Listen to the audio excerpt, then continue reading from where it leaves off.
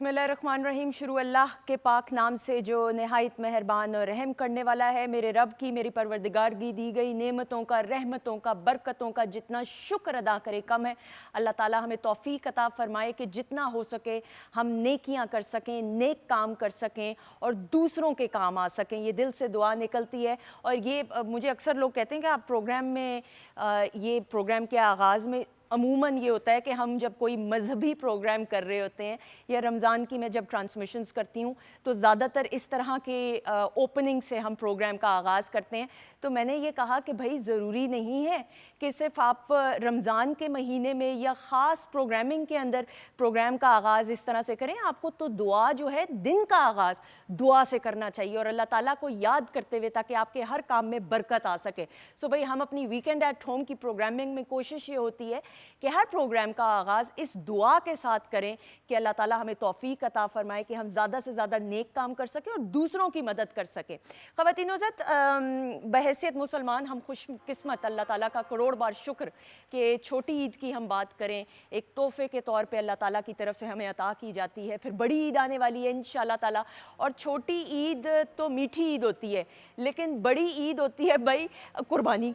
और बड़ी ईद की जब हम बात करते हैं तो एक ऐसा समा जो है उसका आगाज़ हो जाता है हफ़्ता 10 दिन पहले, बल्कि कई घरों में तो महीना पहले, कि आप देखिए कि बाज़ारों का, मवेशी मंडी का रुख किया जा रहा होता है और फिर बकरे ख़रीदे जा रहे होते हैं।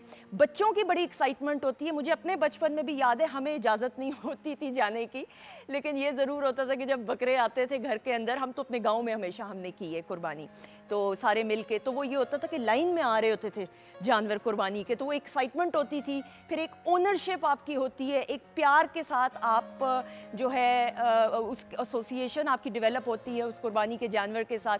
सो एनीवेज, सो कहने का मतलब ये कि जब हम बड़ी ईद की बात करते हैं ख़वातीन और हज़रात, तो साथ ही साथ आपने जब कुर्बानी करें तो ख़ास तौर पे सफाई का ज़रूर ख्याल रखें। हमारे यहाँ ये ज़रूर होता है कई जगहों पे कि जब आप कुर्बानी कर जाते हैं तो उसके बाद, कुर्बानी के बाद जो है वो कचरा या गंद जमा हो जाता है। उसकी वजह से बहुत सारी बीमारियां हैं जो जन्म लेती हैं, जो पैदा होती हैं। तो प्लीज़ खुदारा अपने अपने हिस्से की ज़िम्मेदारी को समझते हुए, रिस्पॉन्सिबिलिटी को समझते हुए आपने सफाई का ख़ास तौर पे ख्याल रखना है।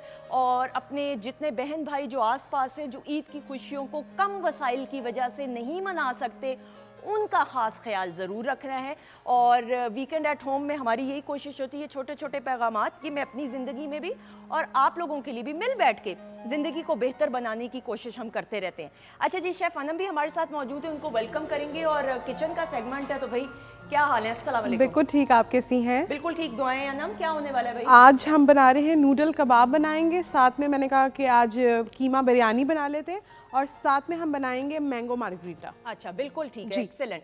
तो फिर आपकी तरफ भी हम आएंगे थोड़ी देर में, ठीक है? तो ज़रा हम सिग्नल क्रॉस करके ज़रा लेफ्ट साइड पे भी चले जाएं। ऐसा ही है कि नहीं? डॉक्टर फरजीन मलिक हमारे साथ मौजूद है, उनको वेलकम करते हैं। अस्सलाम वालेकुम। वालेकुम अस्सलाम। कैसी हैं आप? ठीक, और एज यूजुअल आपके इंट्रो से नहायत ही मुतासिर है, सीरियसली। हाँ। आपकी दुआएं। अभी आपने बात की ना बड़ी अच्छी, कि एक तो ग्रैटिट्यूड, अल्लाह ताला का शुक्र अदा करना, विच इज़ ये कि अल्लाह ताला को तो वो तो तारीफ़ के लायक हैं और उनको आपकी उस तरह की ज़रूरत नहीं है। ये आपके अपने मन के लिए अच्छा है कि आप सर झुका के अल्लाह ताला से थैंक यू करें, ठीक है? बिल्कुल। वो तो ब्लेसिंग्स देते रहते हैं, उन्होंने कभी हाथ नहीं रोका। दूसरी बात ये कि आपने कहा कि ये खुशियाँ जो हैं ये हम दूसरों में भी बांटे। बिल्कुल। तो मैडम, मौका आ गया खुशियाँ बांटने का। बिल्कुल ऐसा ही है, ठीक है ना?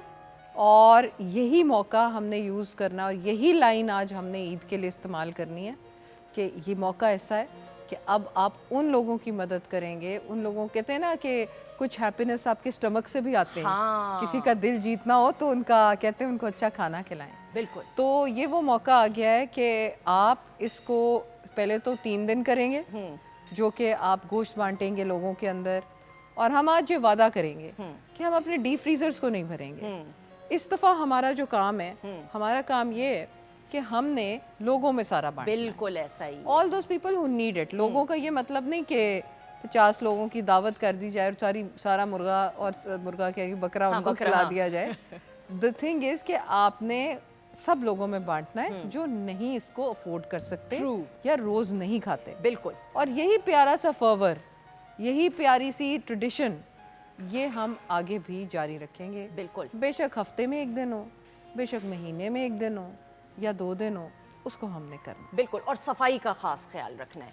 आप सफाई तो निस्फ ईमान है निस्फ ईमान जनाब। है, बिल्कुल ऐसा ही। इसमें तो आपने ये भी बड़ी अच्छी बात की कि जब हम सबसे पहले तो वो बर्तन जो कसाई को आप दे रहे हैं साफ़ हों, आपके कसाई की छुरियाँ इस पे इंसिस्ट करें कि वो साफ़ हों, और गोश्त ऐसा बने जिसकी छोटी बोटियाँ हों और अच्छे तरीके से, वो नहीं, वो कहते हैं कि उसको आपको लटकाना होता है अबाउट 1, 1.5, 2 घंटे। अव्वल तो कहते हैं कि 3-4 घंटे, बिल्कुल। लेकिन कसाईयों को बड़ी जल्दी होती है। बिल्कुल सही। तो उसकी एक साइंटिफिक वजह ये है कि खून सारा निकल जाए। हाँ। क्योंकि जब खून अंदर होता है तो वो ऑब्वियसली फ्लूइड लिक्विड है और वो जल्दी खराब होने का खदशा है। खदशा है। अब मौसम भी आपकी साइड पे नहीं है, बिल्कुल सही। ह्यूमिडिटी बेइंतहा है, गर्मी बेइंतहा है, बिल्कुल।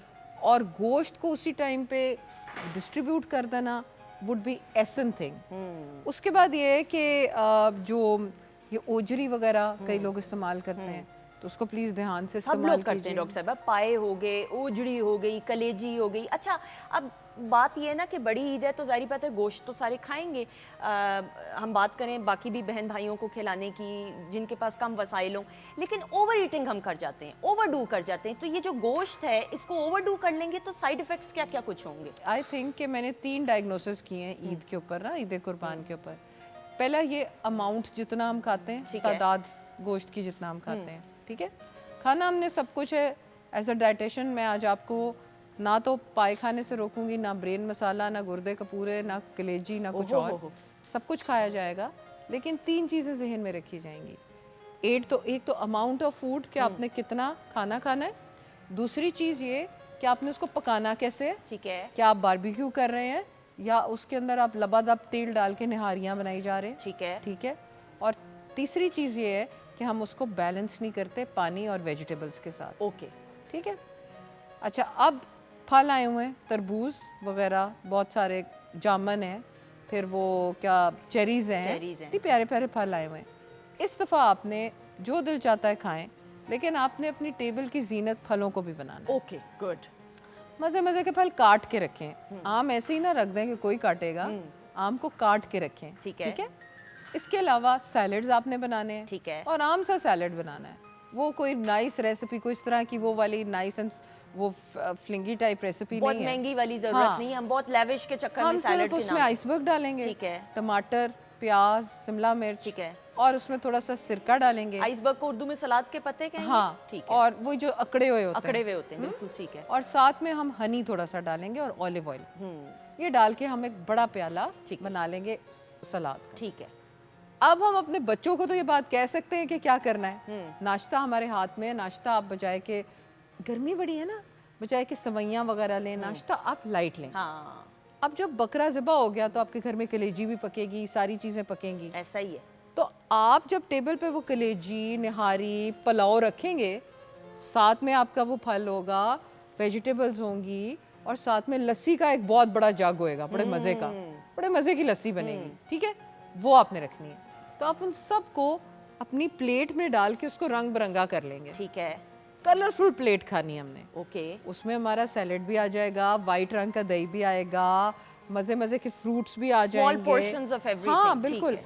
और साथ में आपने वो अपना गोश्त भी रखा, पुलाव भी खाया, उसके ऊपर दही डाल के खाया। और तो और आप चटनियाँ बड़े मज़े की बना सकते बिल्कुल, हो। इमली की चटनी, पुदीने की चटनी। एग्जैक्टली ये बच्ची अब मुझे बोलने नहीं देती, ये खुद ही पहले शुरू हो जाती है, बेटे मुझे क्यों बुलाया है, इमली की चटनी, कितनी खुश होके बोलती है ना, क्योंकि मेरे मुंह जैसे में मुझे मिल जाएगा अभी। क्योंकि मेरे घर में कल बनी थी, इस वजह से ताजा ताजा तो है ना? जहन में। लेकिन ये और सीजन यू आर राइट। और एक बड़ी अच्छी चटनी है जो कि आपने लेना है पुदीना, धनिया, लहसुन, और उसके अंदर थोड़ी सी अजवाइन और लीमू या छिलके समेत, बिल्कुल सही। ये आपने पीस लेना है और ये चटनी रखनी, ये आपके निज़ाम हजम के लिए भी अच्छी हो जाएगी, ठीक है। बिल्कुल सही। अच्छा जी, ये हो गया हमारा खाने का तरीका। आपका लंच या एक खाना आपका बाहर होता है, वही आपका सेवर्ड मील होना चाहिए, जाएं जाके एंजॉय करें। लेकिन गोश्त वगैरह इसलिए भी कम खाएं क्योंकि यूरिक एसिड का मसला हमने अभी पिछले दिनों डिस्कस किया है पिछले प्रोग्राम में कि यूरिक एसिड जब बढ़ जाता है तो बड़ा मसला होता है। और पोस्ट ईद क्या प्रॉब्लम होते हैं, आपका सवाल ये था कि कॉम्प्लिकेशंस हो जाती हैं। Immediate complication indigestion, true. Immediate complication increased heart rate, इन इमीडिएट कॉम्प्लिकेशन आपके दिमाग की फॉगिनेस हो जानी, आप कहेंगे यार अभी तो मैं बड़ा तैयार होके हसीन लग रहा था, अब अचानक क्या हुआ है मुझे, एकदम बंदे का डाउन हो जाता है क्योंकि सारा खून पेट की तरफ चला जाता है, जिसको हम स्टील इफेक्ट कहते हैं। दूसरा पोस्ट वो ब्लड प्रेशर का ज़्यादा होना, डायबिटीज़ का बिल्कुल पागलपन क्रिएट हो जाना, और इसके अलावा बहुत सारे लोगों में गैस्ट्राइटिस जो है वो कंटिन्यू। ट्रू, बिल्कुल सही, ठीक बिल्कुल है, सही। तो इसलिए आप अपने साथ मेथी दाने का कावा या सिर्फ मेथी दाना पीस के ठीक है। उसकी एक फक्की रखें, वो आपकी एसिडिटी को कंट्रोल करती रहेगी। बिल्कुल। और दूसरा डॉक्टर साहिबा, बरसात का मौसम है, हब्स अलग है, पेट की इतनी सारी प्रॉब्लम्स, डायरिया की हम बात करें, फल अगर आप वैसे बाहर रखें, खाना भी थोड़ी देर के लिए रखेंगे वो भी खराब हो Correct, जाता है। बिल्कुल आप जब ठीक। तक फ्रिज में नहीं रखेंगे तो हाँ। मेरे ख्याल में तो वो तो 15 मिनट और भी नहीं फिर लगेंगे। फ्रिज में कौन सा सही रहता है, सही वहाँ रहता पे भी तो लोड शेडिंग हो रही है। लोड शेड, बिल्कुल। तो वो ठीक है ये ना? कि बहुत सारी चीजें, लेकिन ये कि मुझे लगता है कि ज्यादा एक्स्ट्रा एहतियात इस बार आपको करनी पड़ेगी कि आप ओवर ईटिंग ना करें, बच्चों के लिए भी खास बिल्कुल, तौर पे बिल्कुल। आपको उनकी डाइट का ख्याल रखना बिल्कुल। और दूसरी बात ये है कि मैं ये सोचती हूँ, ये हर एक का अपना एक पर्सनल प्रेफरेंस होती है कि उसका अरफात का एक रोज़ा भी है, ठीक है, तो कोशिश करें कि फास्टिंग कर लें थोड़ी सी। अगर आप इंटरमिटेंट फास्टिंग करना चाह रहे हैं तो ईद से 1-2 दिन पहले 16 घंटे, 12 घंटे या 14 घंटे का जिसमें आप पी सकें, वो वाला आप अपनी इंटरमिटेंट फास्टिंग कर लें, या रोज़ा सुन्नत के रोज़े हैं वो वाले रख लीजिए, ताकि बॉडी जो है ना आपकी तैयार हो जाए कि एक बम का धमाका आ रहा है और मैंने उसको अपने अंदर सही करना है। सही। और वैसे भी डॉक्टर साहब, I am sure you will agree with me, अगर आप प्रोटीन पे ज़्यादा फोकस करें, प्रोटीन डाइट पे, तो फिर जो भूख का दौरानिया है वो ज़्यादा हो जाता है। बिल्कुल, ये आपने बहुत अच्छा पॉइंट कहा कि हमने 6 घंटे के में एक मील लेनी है, 6 घंटे से पहले बीच में टुका टुकी नहीं करनी। 6 घंटे इसलिए ताकि आपके डाइजेस्टिव जूसेस को, सारे काम को, जो आपकी मशीनरी चल रही है ये वो तैयार हो जाए। तो बिल्कुल ऐसी एक मशीनरी चल रही है और आप उसके अंदर डाली जा रहे हैं। फिजी ड्रिंक्स को अवॉइड कीजिए, लस्सी वगैरह, मशरूबात, बादाम का शरबत, केरी का शरबत, ये वाली चीज़ें ज़्यादा इस्तेमाल करें, ये आपको ठंडा भी करेंगी। चिया सीड्स अपने उसके अंदर भिगो के रख लें ग्लास के अंदर, और आप उसको थोड़ी थोड़ी देर बाद पीते रहें। हम ये चाह रहे हैं कि जो गोश्त की हिद्दत है, तुख्मे बलंगा इसको कहेंगे उर्दू में ना? नहीं, chia seeds is something else, हाँ जी, मुझे और तुख्मे बलंगा ओके, ठीक है। तो लेकिन दोनों बहनें ही हैं। बहनें ही हैं, ठीक है, हाँ, सगी वाली ना? सगी बहनें, ठीक है। तो उसको आप यूज कर लें ताकि आपकी हिद्दत जो है ना मीट से आती है वो आपकी हिद्दत कंट्रोल सही, ठीक है। So interval between meals is very necessary. सही। डॉक्टर साहब, now interval between meals is necessary. Walk कितनी ज़रूरी है? सुबह की वॉक और रात को खाना खाने के बाद सोने से पहले वाली वॉक, वो कितनी ज़रूरी है डाइजेशन के लिए? बहुत ज़रूरी है, और बल्कि कहते हैं कि जब आप खाना भी खा लो ना तो आप 40 स्टेप्स ज़रूर लो। हाँ। अच्छा, कई लोग कहते हैं कि आप बाजू फुल ऊपर उठाओ ताकि डायफ्राम उठे और आपके स्टमक को, ये मैं ऐसे बैठ जाऊंगी और मैंने खाना खाया हुआ है तो वो वहीं पे रुक जाएगा। जब आप थोड़ा सा एक्टिव होते हो, मेरा ये मतलब नहीं दौड़े लगानी शुरू हो जाओ, थोड़ा सा एक्टिव होते हो तो खाने को आगे जाने का मौका मिलता है। सो वो ज़रूर रखें। जिन लोगों को कॉन्स्टिपेशन का इशू है वो प्लीज़ अभी से इस पगोल के छिलका पानी में भिगो के शुरू कर दें ताकि उनकी बाउल मूवमेंट शुरू हो जाए। हमने बॉडी को आदत डालनी है ना, तो बाउल मूवमेंट शुरू हो जाए और उनके कॉन्स्टिपेशन इश्यूज जो है बना रहे हैं। बिल्कुल। और जो वॉक है, आई एम श्योर यू रेकमेंड के खाने के फौरन बाद नहीं करनी चाहिए, वो भी मुंह को आ जाता है खाना, सादा जबान में बोले, थोड़े से ब्रेक या हार्ट पर प्रेशर पड़ता है, वही ना। तो खाने के बाद फौरन बाद अगर आप लेने हैं तो आप 40 स्टेप्स ले लें। उससे ज्यादा आपने एक्सरसाइज नहीं करनी, एटलीस्ट 2.5 घंटे बाद तक।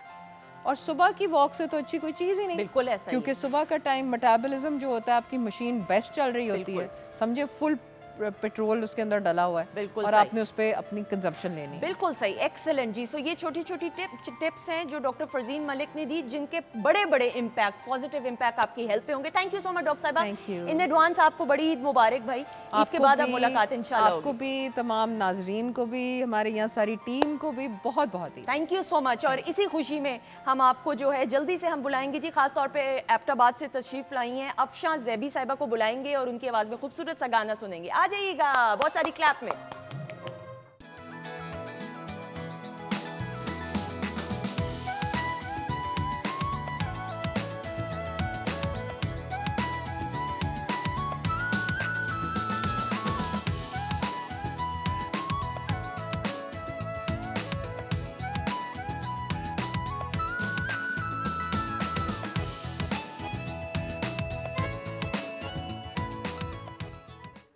खुश आमदीद, वेलकम बैक वंस अगेन ख़वातीन और हज़रात। हम आपको वीकेंड एट होम में कहते हैं एंड आपको मालूम है कि हमारी कोशिश ये होती है कि अचीवर्स को बुलाया जाए, वो तमाम के तमाम लोग जो इंस्पिरेशनल पर्सनालिटीज़ हैं, जो अपनी फील्ड में पाकिस्तान का भी नाम जो है बुलंद कर रहे हैं और साथ ही साथ एक इंस्पिरेशन के तौर पे सामने यंगस्टर्स के आते हैं। तो इसी तरह हमारे साथ प्राइड ऑफ पाकिस्तान इनाम बट मौजूद है। इनाम की बात करें तो पाकिस्तान को बीच रेसलिंग में पूरी दुनिया में जो है पाकिस्तान का, हमारे मुल्क का नाम रोशन किया है माशाल्लाह से। और अभी हम डिस्कस भी कर रहे थे 20 या 20 से ज़ायद, हो सकता है मैं थोड़ा कोई 1-2 का कम कर दूं, बल्कि अल्लाह करे ज़्यादा ही और ज़्यादा इंशाल्लाह अचीवमेंट जो है रिवॉर्ड्स हासिल कर चुके हैं। इनाम की बात करें तो ख़वातीनों साथ प्राइड ऑफ परफॉर्मेंस इनको मिल चुका है 2019 में। साउथ एशियन गेम्स, वर्ल्ड बीच रेसलिंग, कॉमनवेल्थ गेम्स में भी विनर रह चुके हैं। पाकिस्तान को रिप्रेजेंट किया हाल ही में वर्ल्ड बीच रेसलिंग में टर्की में और ब्रॉन्ज मेडल जीत के आए। और अभी बहुत सारे और टूर्नामेंट्स आ रहे हैं, उसमें भी पाकिस्तान को रिप्रेजेंट करने वाले हैं। And he has lost a lot of weight, वज़न भी बड़ा लूज़ किया है। सो इसकी भी कोई ख़ास वजह है, ये भी काम से रिलेटेड है, वज़न लूज़ किया या भाभी ने खाना नहीं खिलाया, ये जानेंगे। अस्सलाम वालेकुम इनाम बट। जी वालेकुम अस्सलाम, thank you so much for having me on your show. बहुत अच्छा लगता है, अपने घर जैसा लगता है। और जब भी आप मुझे इनवाइट करते हैं, अल्लाह ताला इज़्ज़त देता है, मेडल से नवाजता है, तो बहुत अच्छा लगता है कि अपने पाकिस्तानियों के साथ ये खुशियाँ सेलिब्रेट करें। बहुत शुक्रिया कि आप प्रोग्राम में तशरीफ़ लाए। सो आपकी अचीवमेंट्स पे ख़वातीनों ज़रा एक नज़र डालते हैं जी।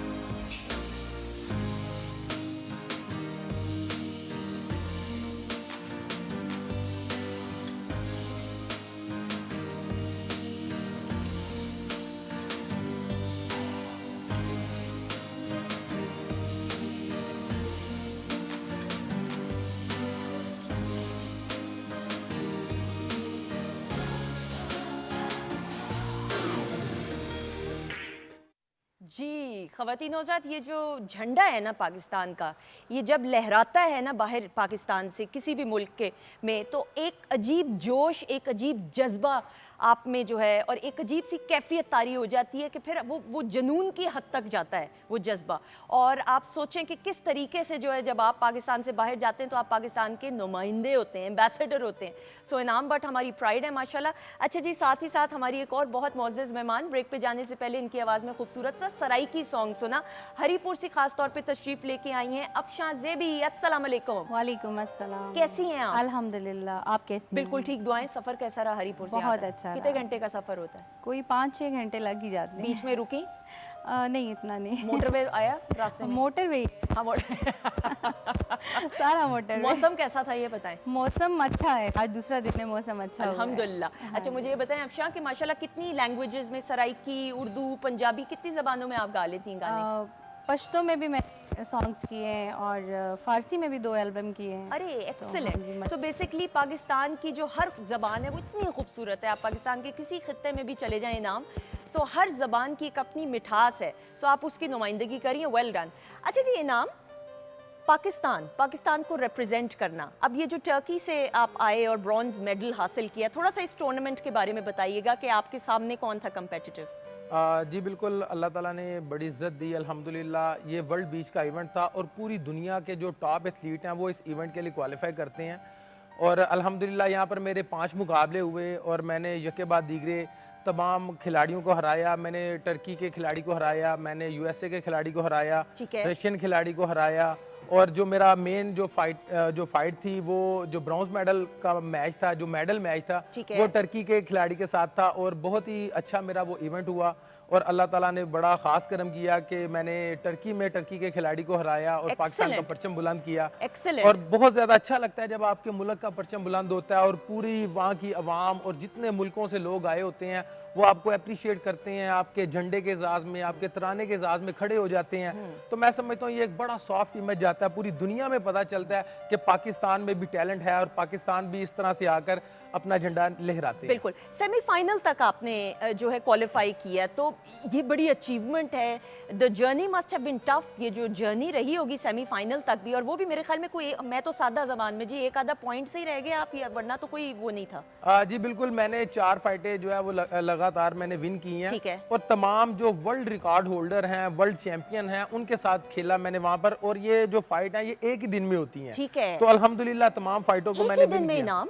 जी बिल्कुल, तकरीबन 1 से 1.5 घंटे के बाद दूसरी फाइट, 1 से 1.5 घंटे के बाद तो तीसरी इतनी फाइट। एनर्जी, ये तो ट्रेनिंग तो होगी, लेकिन एक इंसान की एक हद तक एनर्जी होती है, तो एक दिन में 4-4 फाइट्स कैसे पॉसिबल है? देखें, इसके पीछे तो एक बहुत लंबी ट्रेनिंग होती है, तकरीबन 6 से 7 घंटे डेली का जो है हमारा प्रैक्टिस सेशन होता है। और अभी भी इस शो में आने से पहले मैं अपना 2 घंटे का सेशन करके आया हूँ। ओके। और इसके साथ साथ जो होता है कि जब आप अपने मुल्क के लिए खेल रहे होते हैं, आपने परचम आपके सीने पर होता है, तो फिर वो एक जज्बा जो होता है, उसके बाद जब आपके साथ, आपके नाम के साथ मोहम्मद इनाम बट लिखा होता है, तो एक ईमानी जज्बा जो होता है कि मैंने अपने मुल्क के लिए, और आप एक एज अ मुस्लिम भी आप एम्बेसडर हैं, अपने इस्लाम को भी आप लेकर साथ चल रहे हैं, तो मैं समझता हूँ ये वो जज्बा है जिसकी वजह से हम यहाँ पर खेलते हैं और इसकी वजह से ही हम जीतते हैं। बिल्कुल सही। इनाम, अपना नाम बनाना आसान तो नहीं रहा होगा, कितनी मायूसियों का, कितनी मुश्किलात का सामना करना पड़ा, कितने चैलेंजेस का सामना करना पड़ा, क्योंकि बहुत सारे लोग हैं, आपको अब तो हम कहते हैं प्राइड ऑफ पाकिस्तान, कि आप पाकिस्तान की नुमाइंदगी करते हैं, लेकिन ये सफ़र आसान नहीं रहा होगा। डेफिनेटली देखें, आप एक बिल्कुल हम्बल बैकग्राउंड से निकल के एक बिल्कुल मट्टी में खेल के पूरी दुनिया में नाम रोशन करना, एक बहुत लंबी इसके पीछे एक सक्सेस स्टोरी है। और 20 साल हो गए मुझे रेसलिंग करते हुए, 10 साल मैंने स्ट्रगल के गुजारे हैं, जिसमें पैटर्न यही था, मेरी पढ़ाई के साथ साथ, मेरे स्कूल के साथ साथ, मेरे कॉलेज के साथ साथ 6-7 घंटे डेली प्रैक्टिस थी। और अल्हम्दुलिल्लाह उसी प्रैक्टिस की बदौलत, उसी एफर्ट की बदौलत आज यहाँ तक पहुंचे हैं कि पाकिस्तान का परचम लेके चल। और माँ बाप की दुआएं, माँ बाप की डेफिनेटली देखें, अगर दुआएं नहीं होंगी, अगर आप, मैं समझता हूँ कि मुसलमान के साथ सबसे बड़ा जो हथियार है वो उसकी दुआएं होती बस हैं। यही ना, क्योंकि हम जब पाकिस्तान से जाते हैं तो हम देखते हैं कि बाहर फैसिलिटीज बहुत ज्यादा हैं, उनकी ट्रेनिंग बहुत ज्यादा है, बहुत एडवांस तरीके से हो रहा है, तो हमारे पास जो होता है वो एक बोरा भर के दुआओं का होता है। ऐसा ही है, तो उन दुआओं की वही वजह से हम काफी है जीतते हैं। भाई, वो जी, वही जी, काफी। definitely, अच्छा, आर्म रेसलिंग में जो सादा रेसलिंग होती है और बीच रेसलिंग में क्या फर्क है? अगर मैं ऑन अ लाइटर नोट बात करूं तो समंदर के किनारे वाली जो है वो बीच रेसलिंग होती है। जी बिल्कुल, एक्चुअली देखें, जो हम सकाफती हमारी पहलवानी है जो अखाड़ों में खेली जाती है, उसी को ही चेंज करके, तो क्योंकि पूरी दुनिया में वो तो बीच है। पहलवानी हुई ना? जी जी हाँ, बिल्कुल, ठीक है। वो ही कुश्ती है, जस्ट उसको रेत पर खेला जा रहा है, समुद्र किनारे खेला जा रहा है, जरा खूबसूरती बना दी गई है, ठीक है, कि बीच पर मुकाबले होंगे, और वो उसका जो सरफेस है उसका फर्क है। अदरवाइज वही रेसलिंग है, वही टेक्निक्स हैं, और बहुत एडवांस हो गई है, बहुत तेज हो गई है, बहुत जिद्दत आ गई है। ठीक है, तो बिल्कुल उसको साथ लेकर चलते हैं, और अल्हम्दुलिल्लाह अल्लाह ताला इज्जत देता है। ठीक। अच्छा, इसका कोई दौरानिया भी होता है इस रेसलिंग का, कि जी इतने दौरानिया में आपने पॉइंट्स हासिल करने हैं? जी बिल्कुल, जो बीच रेसलिंग का एक मैच होता है उसका दौरानिया 3 मिनट होता है। ठीक है। और 3 मिनट में आपने अपने अपोनेंट के साथ खेलना है, और जो खिलाड़ी ज्यादा पॉइंट स्कोर करेगा, कमर लगा लेगा या उसको दायरे से बाहर निकाल देगा, मुख्तलिफ एंगल हैं जहां पर आपको पॉइंट स्कोर कर सकते हैं। ठीक है। तो जो खिलाड़ी ज्यादा पॉइंट स्कोर करता है उस दौरानिये में, उसको फिर विनर करार दिया जाता है। बिल्कुल सही। अच्छा, वो एक टेक्निक है, हमने तो सुना हुआ है, वो ब्लॉक कर देना, वो क्या टेक्निक होती है? आप उसको अगर इस्लाह कीजिएगा, अगर मैं, वो कोई टेक्निक्स होती है ना स्पेशल? जी जी बिल्कुल, इसकी बड़ी मजेदार टेक्निक्स होती हैं। धोबी पछाड़ लगाना, पुट्ठी का दाव लगाना, और ब्लॉक कर देना दूसरे खिलाड़ी को। तो इसका मैंने लफ्ज़ ठीक बोला है ना? जी जी, आप ठीक कह रही हैं। तो इसका मेन जो थीम होता है कि आपने अपने अपोनेंट को किसी भी तरह से गिराना है, जिससे आप कुश्ती को विन कर सकते ठीक हैं। है। तो ये मुख्तलिफ दाव हैं जो हम इस्तेमाल करते हैं और अपने अपोनेंट को गिराते हैं और पाकिस्तान का परचम लहराते हैं। बिल्कुल सही।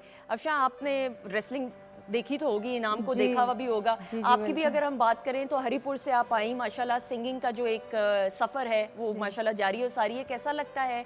आप कॉन्सर्ट्स भी करती हैं, पीटीवी के लिए भी ख़ास तौर पे तशरीफ़ लाती हैं, बताइए। जी, बहुत अच्छा लगता है, और ख़ास तौर पे जब आउट ऑफ कंट्री जाते हैं तो अपने मुल्क की नुमाइंदगी करके बहुत अच्छा लगता अच्छा, है। कहाँ पे सबसे ज़्यादा? अब पाकिस्तान से बाहर जब जाते हैं ना तो पाकिस्तानियों का जोशो जज्बा बहुत ज़्यादा होता है। जी। पाकिस्तान की याद भी आ रही होती है, तो अपना कोई आए तो वो फिर बिल्कुल जो है ना, वो एक जुनून की हद तक कैफियत होती है ना, पॉजिटिव वे। तो कौन से मुल्क में जाके सबसे ज़्यादा यादगार आपको लगा के कॉन्सर्ट और किया? जब मैंने यूरोप टूर किया था, और उसके बाद अभी रिसेंटली यूके 2 बार गई हूँ, तो वहाँ से बहुत अच्छा रिस्पांस मिला और बहुत प्यार दिया क्या लोगों खास वजह, आपको क्या लगा?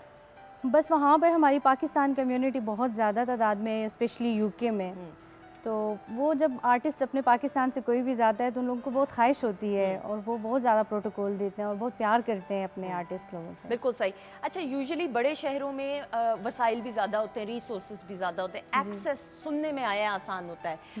आप एक बहुत खूबसूरत इलाके से ताल्लुक़ रखती हैं, हरीपुर से। सो ये जो स्ट्रगल का प्रोसेस है वो कैसा रहा? कितनी मुश्किलात, कितनी दुश्वारियाँ आई? बहुत ज़्यादा मुश्किलात आई क्योंकि वहाँ पर मीडिया का कोई कंसेप्ट नहीं है। मतलब अगर स्टार्ट में देखें जब टेलीविज़न था और सिर्फ कैसेट का दौर था, उसके बाद सीडी आ गई, तो वहाँ से हमारे लिए कोई भी अपॉर्चुनिटी नहीं थी। फिर हमें ज़ाहिर बात है इधर ही दौड़ें लगानी पड़ती है पेशावर में, क्योंकि ज़्यादा हमारे ये करीब थे और यहाँ पर ज़्यादा मीडिया से रिलेटेड लोग थे। फिर हमें यहीं इतने दूर से आना पड़ता था, उधर कुछ नहीं है। हिम्मत नहीं हारनी भाई, हाँ, काम हिम्मत करना नहीं है, हारनी। डटे रहो, अल्लाह ताला खुद बरकत लेके सही है। आता है। अच्छा, गुजरांवाला से इनाम आपका ताल्लुक, ये कोई खास पानी है जो आप लोग पीते हैं? पहलवानों का शहर है, मैं समझना चाहती हूँ क्या खुराक है ऐसी, पानी में कुछ तासीर है, क्या है कि माशाल्लाह गुजरांवाला के हम देखते हैं ऐसे ऐसे पहलवान है माशाल्लाह, और प्री पार्टीशन से ये है। जी बिल्कुल। एक्चुअली यहाँ पर शुरू से ही फैसिलिटीज़ जो है वो खिलाड़ियों को मिलती थी। अखाड़े जगह जगह पर थे। जिस तरह अभी लोग जिम में जाकर फिटनेस करते हैं, इसी तरह ये एक ट्रेडिशन और रवायत चलती आ रही थी कि जिसने भी फिजिकल फिटनेस करनी होती थी, अपने आप को ठीक करना होता था, वेट कम करना होता था, तो वो अखाड़ों का रुख करते थे, क्योंकि इसको अखाड़ों में तमाम तकरीबन फैसिलिटीज़ होती हैं। तो लोग अपनी वर्जिश करने के लिए डेली गुजरांवाला में अपने अखाड़ों में जाते थे और हर गली पे, हर नुक्कड़ पे, हर मोहल्ले में अपना अपना अखाड़ा होता था। ठीक है। तो अभी भी उस रवायत को बरकरार रखा हुआ है अल्हम्दुलिल्लाह। मैं भी एक रेसलिंग खानदान से मेरा तल्लक है। मेरे दादाजी भी पहलवानी करते थे, मेरे वालिद साहब भी करते हैं, और अब भी अल्हम्दुलिल्लाह हम रेसलिंग कर रहा हूँ मैं। और अपने साथ साथ जो बहुत ज़रूरी मैं समझता हूँ, इस खेल को, इस पैशन को मैं दूसरे जो यंगस्टर हैं उनको अल्हम्दुलिल्लाह उसमें लेके आ रहे हैं। तकरीबन 100 के करीब बच्चे मेरे पास अभी मेरे स्टूडेंट हैं Excellent, 100 के जिन्हें करीब। बिल्कुल फ्री ऑफ कास्ट हम ट्रेनिंग देते हैं। Very good, very good. और अल्हम्दुलिल्लाह वो बच्चे, आप देखें बहुत छोटे छोटे बच्चे हैं, 6 साल 5 साल का बच्चा हमारे पास आता है। अंडर 10 का मुकाबला हम खिलाते हैं, अंडर 17 खिलाते हैं, अंडर 20 खिलाते हैं,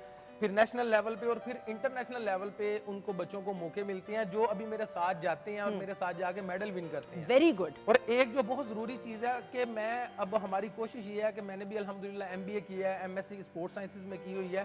तो मेरे उस्ताद कहा करते थे कि आपने अपनी स्टडी पर बहुत ज़्यादा फोकस करना हाँ, है। देखे ना, वही बात तो आ गई, पढ़ाई। अभी जो मेरे स्टूडेंट हैं वो तमाम के तमाम मोस्टली 90% जो है वो ग्रेजुएट कर रहे हैं, कोई FSC लेवल पर पढ़ रहे हैं, कोई मैट्रिक लेवल पे पढ़ रहे हैं। तो मैं उनकी करैक्टर बिल्डिंग के लिए उनकी स्टडी पर बहुत ज़्यादा फोकस बिल्कुल। देता तो आपको ये लगता है, जो मैं हमेशा ख़वातीनों से देखे, मैं ये बात ज़रूर करती हूँ और फिर अगले सेगमेंट में भी खावर भाई से खावर रियाज साहब भी आएंगे, कि पढ़ाई और डिग्री हासिल करना बहुत ज़रूरी है भाई। It shows off and it pays off as well. आपकी शख्सियत के निखार के लिए आपका विजन ब्रॉड होता है। जी बिल्कुल, डेफिनेटली जितना आप एजुकेट होंगे आप उतनी जल्दी चीज़ों को सीखेंगे। True. आप उतनी जल्दी आगे बढ़ेंगे। पिछले, आप, मैं देखता था जब मैं अखाड़ों में जाता था तो एक ट्रेडिशनल पहलवानी चलती थी, 40 साल 50 साल पुरानी जो एक्टिविटी होती थी, आज भी वही हो रही थी। बिल्कुल सही। तो मैंने जब जाके देखा कि अब बहुत ज़्यादा गेम चेंज हो गई है, बहुत आपको एडवांस तरीके से रेसलिंग करना पड़ती है। तो अल्हम्दुलिल्लाह मैंने फिर अपनी MSc की, मैंने सीखा, और मैंने जब दुनिया में गया जाके मैंने देखा रशियन क्या ट्रेनिंग कर रहे हैं, USA में क्या ट्रेनिंग हो रही है, कोरिया में क्या ट्रेनिंग हो रही है, कनाडा में क्या ट्रेनिंग हो रही है। बिल्कुल तो उन एडवांस चीज़ों को मैं फिर लेके आया हूँ, अपने बच्चों को सिखा रहे हैं अब, और अल्हम्दुलिल्लाह अल्लाह ताला उसका अजर भी दे रहा है, उसका फल नजर आ रहा है। बिल्कुल सही, वेरी गुड। और मजीद और बहुत सारी बात करेंगे आपके आने वाले अपकमिंग टूर्नामेंट्स के हवाले से भी, लेकिन अफशा हमारे साथ मौजूद है। तो अफशा क्या सुनाएंगी? मैं अभी एक मैडम नूर जहाँ जी का उर्दू सॉन्ग है, वो आपको ठीक है, मैडम नूर जहाँ को लाइव सिंगिंग है जी। मैडम नूर जहाँ को ट्रिब्यूट पेश करते हुए आ जाएगा, बहुत सारी क्लैप में।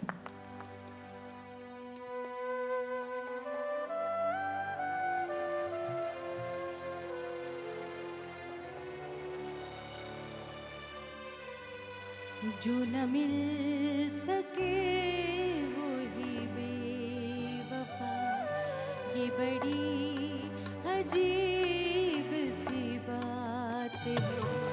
जो न मिल सके वही बेवफा, ये बड़ी अजीब सी बात है। जो चला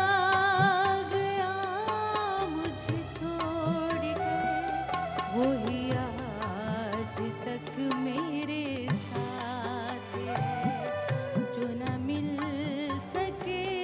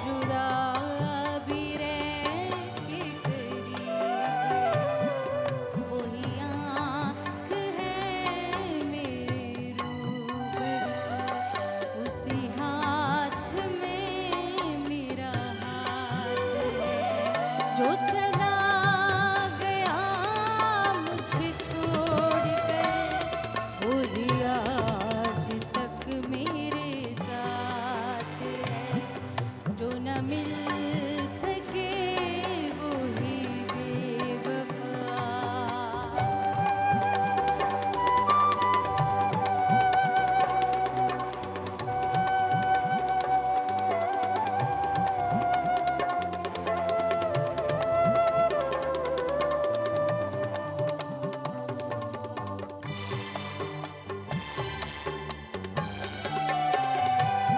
मेरा नाम तक जो न ले सका, जो मुझे करार न दे सका,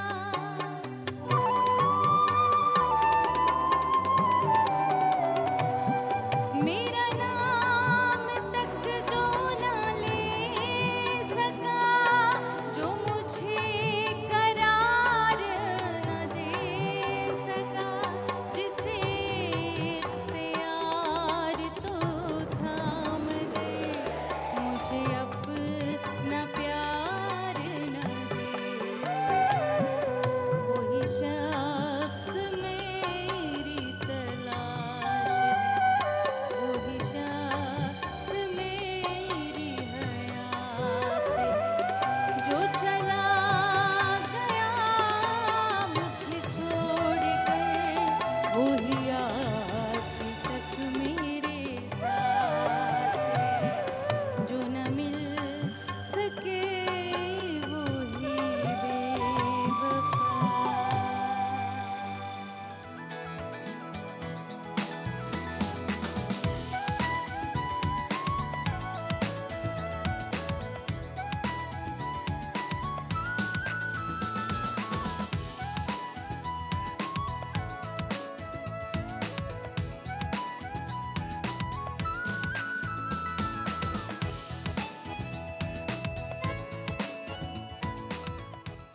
जी ख़वातीन नौज़ाद खुश आमदीद। हम आपको कहते हैं जी फेसबुक पे आप लोगों के नाम शामिल करने का वक्त आ गया है, और दिया अली हैं प्रोग्राम की तारीफ़ कर रही हैं, थैंक यू सो मच। और आपको ख़ास तौर पे भाई she such a sweet singer कह रही हैं। ज़ेबी, ओहो ज़ेबी डायरेक्ट ही कह दिया अफशां को, कुछ कहना चाहेंगी?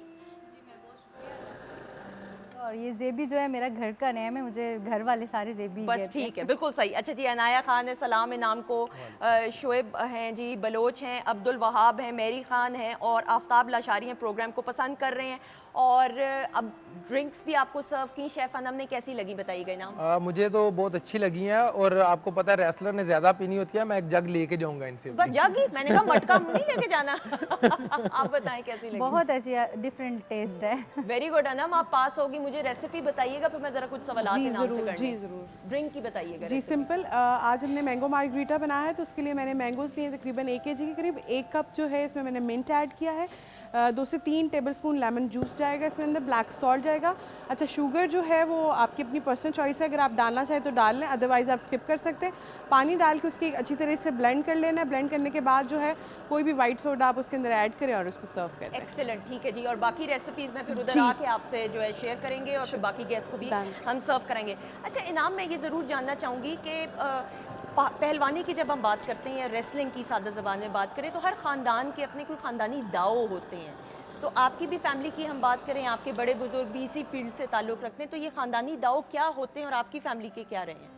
जी बिल्कुल, ख़ानदानी दाव ये होते हैं कि कोई ऐसा मखसूस दाव होता है जिससे आप अपने अपोनेंट को, अपने हरीफ को चित कर देते हैं और मुकाबला जीत जाते हैं। ठीक है। तो मेरे वालिद साहब जो है वो टंगी का एक दाव है जो बड़े अच्छा इस्तेमाल करते थे, और उसके बाद अभी भी मैं अपने जो बड़े बड़े मुकाबले होते हैं उसमें मैं वो अपना टंगी का दाव इस्तेमाल करता हूँ, ठीक है। जिसमें टांगों को जकड़ लिया जाता है और दूसरे अपोनेंट को फिर चित किया जाता है। अच्छा, यानी टांगों को पकड़ लिया जाता है। अच्छा, ओके। और अपने अपोनेंट को घुमाया जाता है, और वो उसके बाद उसकी कमर चित हो जाती है। अच्छा, कभी ऐसा हुआ कि आपने ये टैक्टिक इसको कहेंगे या ट्रिक कहेंगे, ये अप्लाई किया और ना हुआ हो कामयाब? नहीं, अल्हम्दुलिल्लाह मोस्टली क्योंकि इसकी रेपुटेशन बहुत ज़्यादा करते हैं। जो आपका ख़ानदानी दाव होता है उसको बरकरार रखने के लिए आपको डेली बेस पर 100 से 200 दफ़ा उसकी रेपुटेशन करनी पड़ती है। रियली 100 से 200 मरतबा? जी बिल्कुल। और उसके बाद जब आप डेली इतनी ज़्यादा करते हैं और 1 साल के बाद आपका हज़ारों में उसकी रेपुटेशन हो जाती है, फिर आपका उस दाव को इस्तेमाल करना बहुत आसान हो जाता है। जैसे मेरे बहुत बड़े बड़े जो मुकाबले हैं, स्पेशली जब इंडिया के साथ होता है,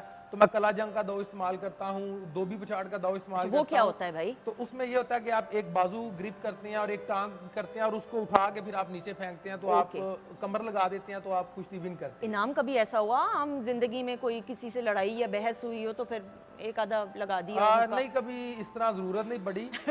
मोस्टली तो लोग पहचान जाते हैं। एक दो दफा तो इस तरह हुआ कि कहीं पर लड़ाई हो रही थी, तो वो बीच बचाव कराने के लिए मैं गया, तो उन्होंने पहचान के तो सेल्फियां लेना शुरू कर दी।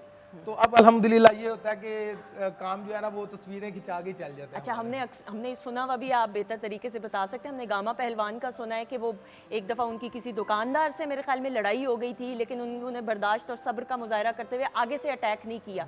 तो पहलवानों में ये जो टॉलरेंस है, ये सब्र है, ये ट्रेनिंग की वजह से आ जाती है, काम की वजह जी से? बिल्कुल। देखें, जब भी कोई बच्चा हमारे पास सबसे पहले अखाड़े में आता है तो उसको सबक ही ये दिया जाता है, क्योंकि आप आम लोगों से डिफरेंट हैं, आपने ट्रेनिंग करनी है, आपने खाना ज्यादा, अल्लाह ताला ने आपको ताकत ज्यादा दे दी है, तो आपने इसको बर्दाश्त करना है, आपने अपने पास इसको संभाल के रखना है और अपने अपोनेंट पर लगाना है। सही। जो गुस्सा है आपने अपने दूसरे पहलवानों को गिराने पे लगाना है। तो अल्हम्दुलिल्लाह जितने भी पहलवान हैं मोस्टली आप देखेंगे कि उनकी ताकत ज्यादा होती है, उनकी डाइट बहुत अच्छी होती है। डाइट तो वो क्या उतने लेते हैं डाउन आप? टू अर्थ होते हैं। डाइट क्या लेते हैं? कितने पराठे खाते हैं या नहीं, पराठे? असल में अब रेसलिंग जो है ना बहुत सारी चेंज हो गई है, इंटरनेशनल लेवल पे वेट कैटेगरीज आ गई हैं। ठीक है। तो अभी जो मैंने वर्ल्ड बीच का इवेंट खेलना था, इसके लिए मैंने अपना 17 केजी वजन जो है वो 45 डेज में कम किया था। हाँ, देखा तभी लूज आपने किया हुआ है। उसमें ये होता है कि हमने अब वो पहले जो कंसेप्ट था कि बकरे खाना और मुर्ग और इस तरह से, अब वो पहलवानी नहीं रही। अब स्लिम स्मार्ट और सिक्स पैक वाले पहलवान आ गए हैं, क्योंकि फुर्ती बहुत ज्यादा गेम की आ गई है। ठीक है। तो हम अपनी ट्रेनिंग बहुत ज्यादा करते हैं, अपनी डाइट को बहुत कम लेते हैं, जूस वगैरह लेते हैं, प्रोटीन वगैरह ले लेते हैं। और वो जो दूध में, हमने सुना है कि दूध में कच्चा अंडा डालते हैं, ये पिया ट्राई किया है आपने कि नहीं? एक्चुअली जब उसके पीछे क्या मिथ है? इसके पीछे ये है कि एक दूध जो है उसमें भी एक प्रॉपर डाइट होती है। उसके बाद जब वो अंडे वगैरह उसमें डालते हैं तो वो उसमें उसकी जो कैलोरीज हैं वो ज़्यादा हो जाती हैं। तो जब आप ज़्यादा कैलोरीज लेते हैं तो वो आपको हैवी कर देता है, आपको मुकाबले में आसानी होती है। लेकिन ये स्टार्ट वाली चीज़ें थी जो मतलब मड रेसलिंग में काम आती थी। अब तो बहुत सारी एडवांस चीज़ें आ गई हैं और अब इतनी तो अब इस तरह की ज़रूरत नहीं पड़ती। जरूरत है। अफशा भी हंस रही है। अफशा, आपने तो नहीं ट्राई किया ना?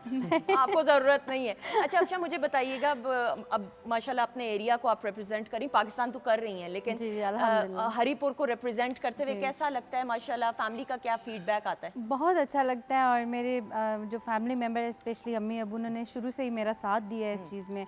और अबू तो अभी तक मेरे साथ ही हैं, आउट ऑफ कंट्री भी जब जाती हूँ, यहाँ भी, तो हर जगह मेरे साथ होते हैं। बिल्कुल से। अच्छा, डिजिटल मीडिया का दौर है, तो कितना आप सोशल प्लेटफॉर्म इस्तेमाल सोशल मीडिया का करते हो? और अब आपको लगता है, मुझे तो लगता है कि वक्त की ज़रूरत है, हाँ क्योंकि जी, म्यूजिकल बिल्कुल। ज़्यादातर तो अब हम यूट्यूब चैनल्स ऐसा ही अभी सोशल मीडिया के बगैर जो है वो हर बंदा अगर जो नहीं यूज़ करेगा वो ख़त्म है। हाँ। तो ये मजबूरी हो गई है। इंस्टा को, टिकटॉक, यूट्यूब जितने भी हैं सारे यूज़ करने पड़ते हैं लाजमी। इसमें आपको आपका अपना फेवरेट प्लेटफॉर्म कौन सा है? इंस्टा है, फेसबुक है, यूट्यूब है?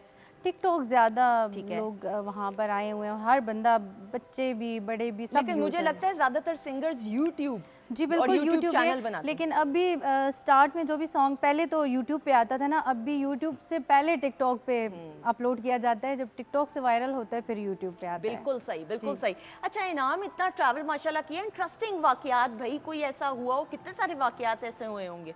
जी बिल्कुल, मैं समझता हूँ कि हर इवेंट जो है वो एक बड़ा खूबसूरत वाकया अपने साथ छोड़ देता है। लेकिन जो मुझे एक दो वाकया जो बहुत अहम है वो ये है कि सबसे पहले जो मेरी फाइट थी, जो मेरा ज़िंदगी का पहला इवेंट था, वो इंडिया में था। ठीक है। और इंडिया के जो बहुत अच्छे रेसलर थे, उस टाइम वर्ल्ड चैम्पियन भी थे, उनके साथ मेरी फ़ाइट थी। तो अल्हम्दुलिल्लाह मैंने अपनी 2 फाइटें विन की, फाइनल का मुकाबला आ गया।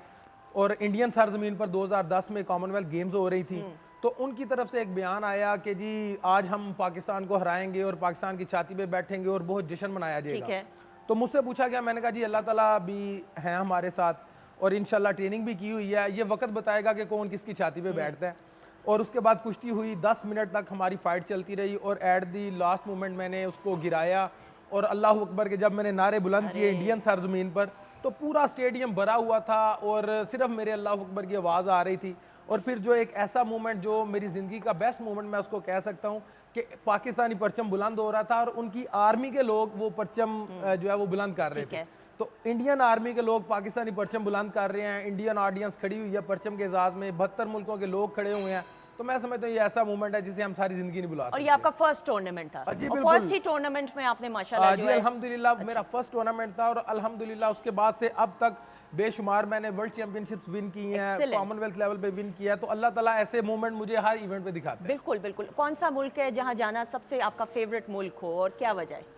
देखें मुझे तो हर इवेंट पे जब मैं जाता हूँ तो मेरे अब्बा जी मुझे पाकिस्तान का परचम देते हैं और वो कहते हैं बेटा इसकी लाज रखनी है, इसके लिए खेलना है। तो मुझे सारे कंट्रीज अच्छे लगते हैं, लेकिन जब हम इंडिया में जाते हैं और इंडियन अवाम से बहुत ज़्यादा प्यार भी मिलता है और उसके बाद जब इंडिया में इंडिया के साथ खेलते हैं, उनको हराते हैं, तो मैं समझता हूँ वो बहुत ज़्यादा खुशी होती है। ठीक है। इसके अलावा मैं वर्ल्ड चैंपियनशिप के लिए मैं अल्हम्दुलिल्लाह यूरोप में 8-10 दफ़ा जा चुका हूँ। और अब आप कहाँ जा रहे हैं कॉमनवेल्थ गेम्स के लिए? अभी कॉमनवेल्थ गेम्स हमारी यूके में हो रही हैं। ठीक इससे है। पहले भी मैं यूके में और खेल चुका हूँ, साउथ अफ्रीका में भी खेल ठीक है। चुका हूँ इवेंट, ऑस्ट्रेलिया में भी मैंने विन किया और अभी उसके लिए बहुत सारी तैयारियां चल रही हैं और इंशाल्लाह बहुत होपफुल हैं। भाभी की क्योंकि, कितनी सपोर्ट होती है? उनकी बहुत ज़्यादा सपोर्ट है। उनकी सपोर्ट के बगैर मेरा ख्याल है कि इस लेवल पे पहुंचना मुश्किल, शर्मा बहुत क्यों ज़्यादा रहे? मुश्किल हंस है। क्यों रहे हैं, शर्मा क्यों रहे हैं? क्योंकि अगर मैंने ये बातें ना की तो मुझे मुश्किल हो जाएगा घर जाना। और शादी को भी 2 साल हुए हैं, अभी तो शुरुआत है, अभी तो शुरुआत नहीं, बट बहुत सारी दुआएं, अल्लाह ताला आपको बहुत सारी कामयाबियां दे और हमारी नेक दुआएं और ख्वाहिशात आपके साथ। बहुत शुक्रिया, इंशाल्लाह, थैंक यू सो मच जी ख़वातीन आज़ाद।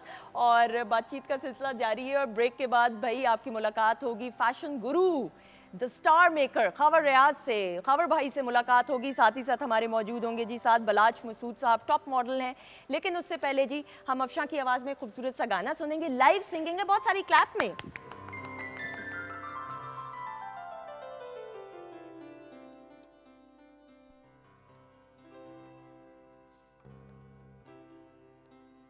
दिलदार सदके लखवार सदके, दिलदार सदके लखवार सदके, तेरा करम होया होया प्यार सदके, दिलदार सदके लखवार सदके, दिलदार सदके।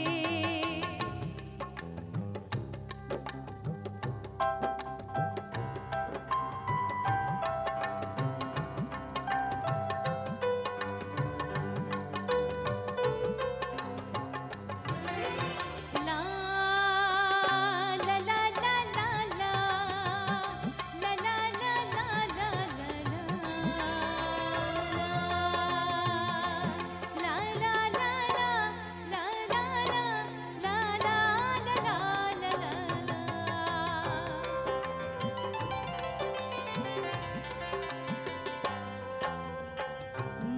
मुलाकात हुई, गलबात हुई,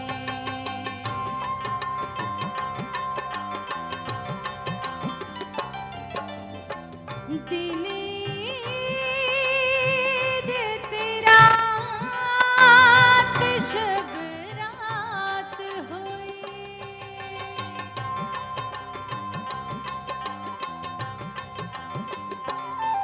मुलाकात हुई, गलबात हुई, दिन रात शब रात हुई, सरकार सदके लखवार सदके, दिलदार सदके लखवार सदके, तेरा करम होया होया प्यार सदके, दिलदार सदके लखवार सदके, दिलदार सदके।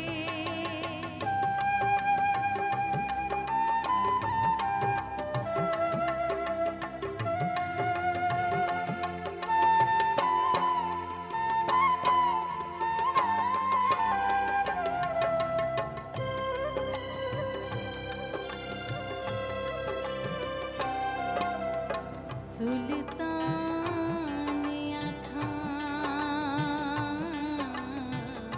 मेहरबान आखां,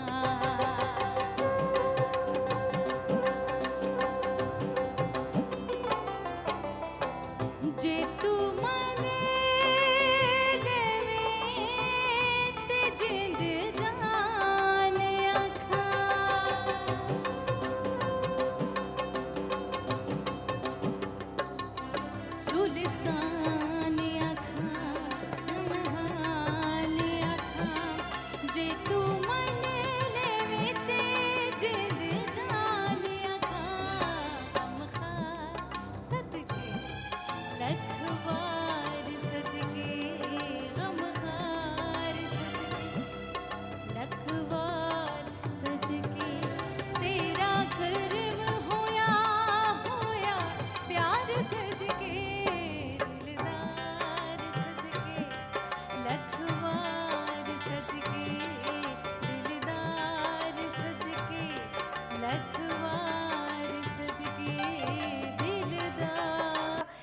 तासुर है कि बच्चे बच्चियां कहते हैं सिंगिंग करनी है, एक्टिंग करनी है, मॉडलिंग करनी है, तो पढ़ाई छोड़ के नहीं, पढ़ाई मुकम्मल कीजिए, डिग्री मुकम्मल कीजिए, इट पेज ऑफ। आपकी शख्सियत में निखार वो लेके आती है डिग्री, चाहे वो डिग्री उस फील्ड से रिलेटेड हो या ना हो। बालाज मसूद की बात करें तो पाकिस्तान के एक वेल नोन रेनाउंड माशाल्लाह से मॉडल हैं, कोयटा से इनका ताल्लुक है, लेकिन साथ ही साथ जी बैचलर इन इंफॉर्मेशन टेक्नोलॉजी की डिग्री हासिल इन्होंने की है। सोशल मीडिया सेंसेशन है। हमारे साथ मौजूद हैं बालाज मसूद। अस्सलाम वालेकुम। वालेकुम अस्सलाम, thank you so much for the warm welcome. लेकिन आपने कहा मॉडल ना, मैं खुद को मॉडल ज़्यादातर नहीं समझता, मैं एक ब्लॉगर हूँ। अच्छा। और ब्लॉगर के अलावा मैं चाहता हूँ कि मैं एक एक्टर बनूँ। ठीक है। तो उसके लिए मैं कोशिश कर रहा हूँ, क्योंकि एक्टर एक ऐसा फील्ड है जिसमें आप कहीं पे आप किसी में सर्विस कर रहे हैं, कहीं पे आप कमांडो बने हुए हैं, कहीं पे आप फ़कीर बने हुए हैं, इस तरह से ना। हाँ। तो मुझे पर्सनैलिटी स्विच करना बहुत पसंद आता है। एक्सीलेंट। तो तो इस आपकी वजह लेकिन माशाल्लाह हाइट कितनी है पहले ये बताइए? 6'2". 6'2", तो फिर आपको तो देखते साथ लोग कहते होंगे कि ये तो मॉडल नहीं है आप, या हाँ मॉडलिंग। जी, बिल्कुल ऐसे ही। इसके अलावा इनाम भट्ट यहाँ बैठे हुए थे, मेरा ताल्लुक स्पोर्ट्स के साथ भी काफ़ी ज़्यादा रह ठीक चुका है। है ना। बचपन से स्पोर्ट्स खेलते रहे हैं। मेरा अपना छोटा भाई शाज़िब रिंद, वो भी माशाल्लाह नेशनल इंटरनेशनल चैम्पियन है। एक्सीलेंट। एक्सेलेंट जी। उसके अलावा जब मैं इन स्पोर्ट्समैन को देखता हूँ तो मुझे ना मेरा अपना छोटा भाई नज़र आ रहा था इनमें। क्योंकि असल में ऐसा है कि हमारे पाकिस्तान में स्पोर्ट्समैन को इतनी ज़्यादा वैल्यू नहीं होती, इतना कदर नहीं होता, इतना ग्रूम नहीं किया जाता। सिर्फ एक वाहिद स्पोर्ट्स है क्रिकेट। मैं हर जगह ये बात करता हूँ कि सिर्फ क्रिकेट को आप लोग तवज्जो ना दें, बल्कि हमारे सारे स्पोर्ट्समैन जो के हैं बिल्कुल।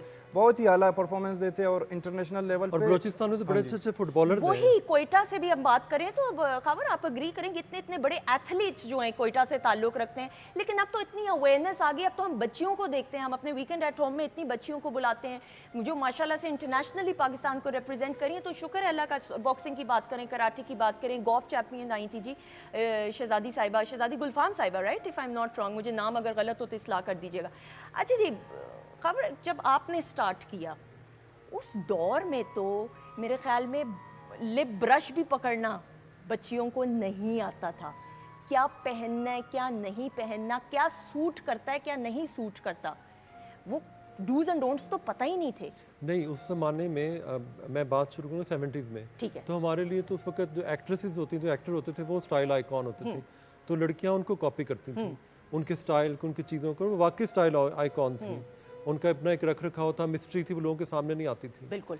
तो वो फैशन तो उस वक्त भी बहुत अच्छा था, मतलब। लेकिन अब जो है, अब चूँकि सोशल मीडिया का दौर है, तो यूट्यूब के थ्रू कितनी बच्चियाँ जो है वो सीख गई हैं, घर बैठ के सीख गई हैं, जो कि मेरे ख्याल में इस दौर की सबसे अच्छी चीज़ है, अगर आप उसको सही तरीके से इस्तेमाल करें। आपको लगता है अवेयरनेस आ गई है बच्चियों में? अब आप क्या समझते हैं? बच्चियों में क्या, सब बच्चों में, लड़कों में, सब में आ गई है। बिल्कुल सही। और लोगों में अब ग्रूमिंग का जो ना बहुत रुझान आ गया, खास में मर्दों में मैंने देख रहा हूँ कि वो औरतों से ज़्यादा कॉन्शियस हो चुके हैं। बिल्कुल, और होना चाहिए। बिल्कुल होना चाहिए, क्योंकि मेरा ख्याल है औरतों से ज़्यादा मर्दों को सर्विसेज की ज़रूरत होती है, तो ये चीज़ बहुत ज़रूरी है। बिल्कुल सही। अच्छा खबर, आपका जो स्ट्रगल प्रोसेस है, खबर रियाज बनना, ये आसान नहीं रहा सफ़र। कितनी दुश्वारियाँ पेश आई होंगी, किन किन मराहिल से गुजरना पड़ा होगा। वो जो स्ट्रगल प्रोसेस है, वो जो जर्नी है जो यहाँ तक आपको लेके आई, वो कुछ एक्सपीरियंसेस शेयर कीजिएगा, क्योंकि मैं चाहती हूँ कि बहुत सारे ऐसे बच्चे बच्चियाँ आपको देख के इंस्पायर तो होते हैं, लेकिन भाई खबर रियाज की जर्नी जो सक्सेस है, उसके पीछे जो स्ट्रगल रही है, वो भी तो जानना ज़रूरी है ना।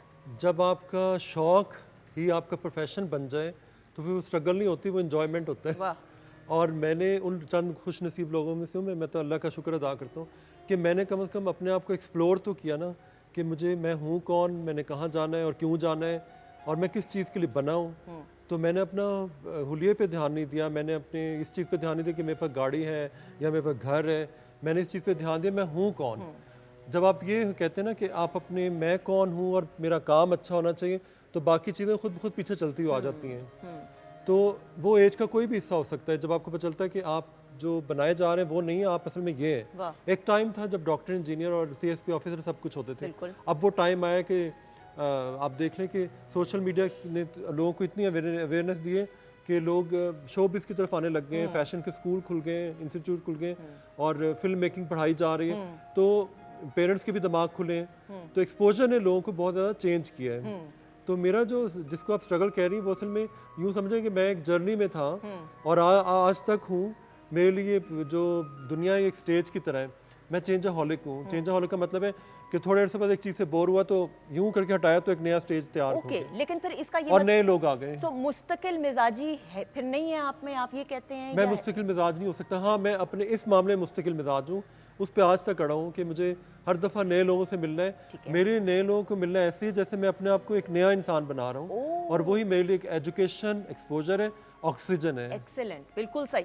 फोटोग्राफी का शौक किस उम्र के हिस्से में रियलाइज किया कि इसको ये शौक है और इसको मुझे ये properly- लगता है कि मुझे फोटोग्राफी का कभी शौक नहीं था। मैं अपने आप को फोटोग्राफर नहीं समझता, ना अपने आप को मैं मेकअप आर्टिस्ट समझता हूँ। I think I am more of A stylist. Stylist वो होता है जो हर चीज़ को अपने तरीके से स्टाइलाइज करना शुरू कर देता है। फ़र्ज़ करें कि ये कमरा है तो मैं इसको अपने तरीके से स्टाइलाइज करूँगा। अगर कोई खाने की टेबल है तो मैं अपने तरीके से उसको प्रेजेंटेशन बनाऊँगा। अगर खाने बद जायका तो मैं उसमें अपने तरीके से टेस्ट डाल दूँगा। मुझे ये भी एक शौक़ है। और इसका अगर कोई पर्सनैलिटी देखूँ, कोई लड़का लड़की, तो मैं देखना शुरू करूँ कि इसने इसके कॉम्बोज में कहाँ पे डिज़ास्टर है और क्या चीज़ पहनेंगे या पहनेगी तो इसकी पर्सनैलिटी जो उजागर होगी, और उसको और किस तरह से इसका जो अल्लाह ने जो हुस्न दिया जिसको ये तबाह करने जा रही है वो किस तरह से तो अच्छा मैंने कहा ऐसे नीचे देख रहे हो, कोई तारीफ किसी की करने लगे होंगे तबाह नहीं करने। नहीं, आप तो माशाल्लाह से मतलब हर चीज़ आपकी इन्हेंस कर एक दूसरे के thank साथ, और स्पेशली ये पूरे स्टेज के साथ भी। अल्हम्दुलिल्लाह। तो मेरे अंदर बेसिकली वो छुपा होता है। तो कैमरा मैंने इसलिए पकड़ा ताकि मैं अच्छी शक्लों को जो मैं ढूंढ रहा हूँ, मैं मेरे पास बहाना हो कि मैं फोटोग्राफर, ताकि मैं उनसे बात कर सकूँ।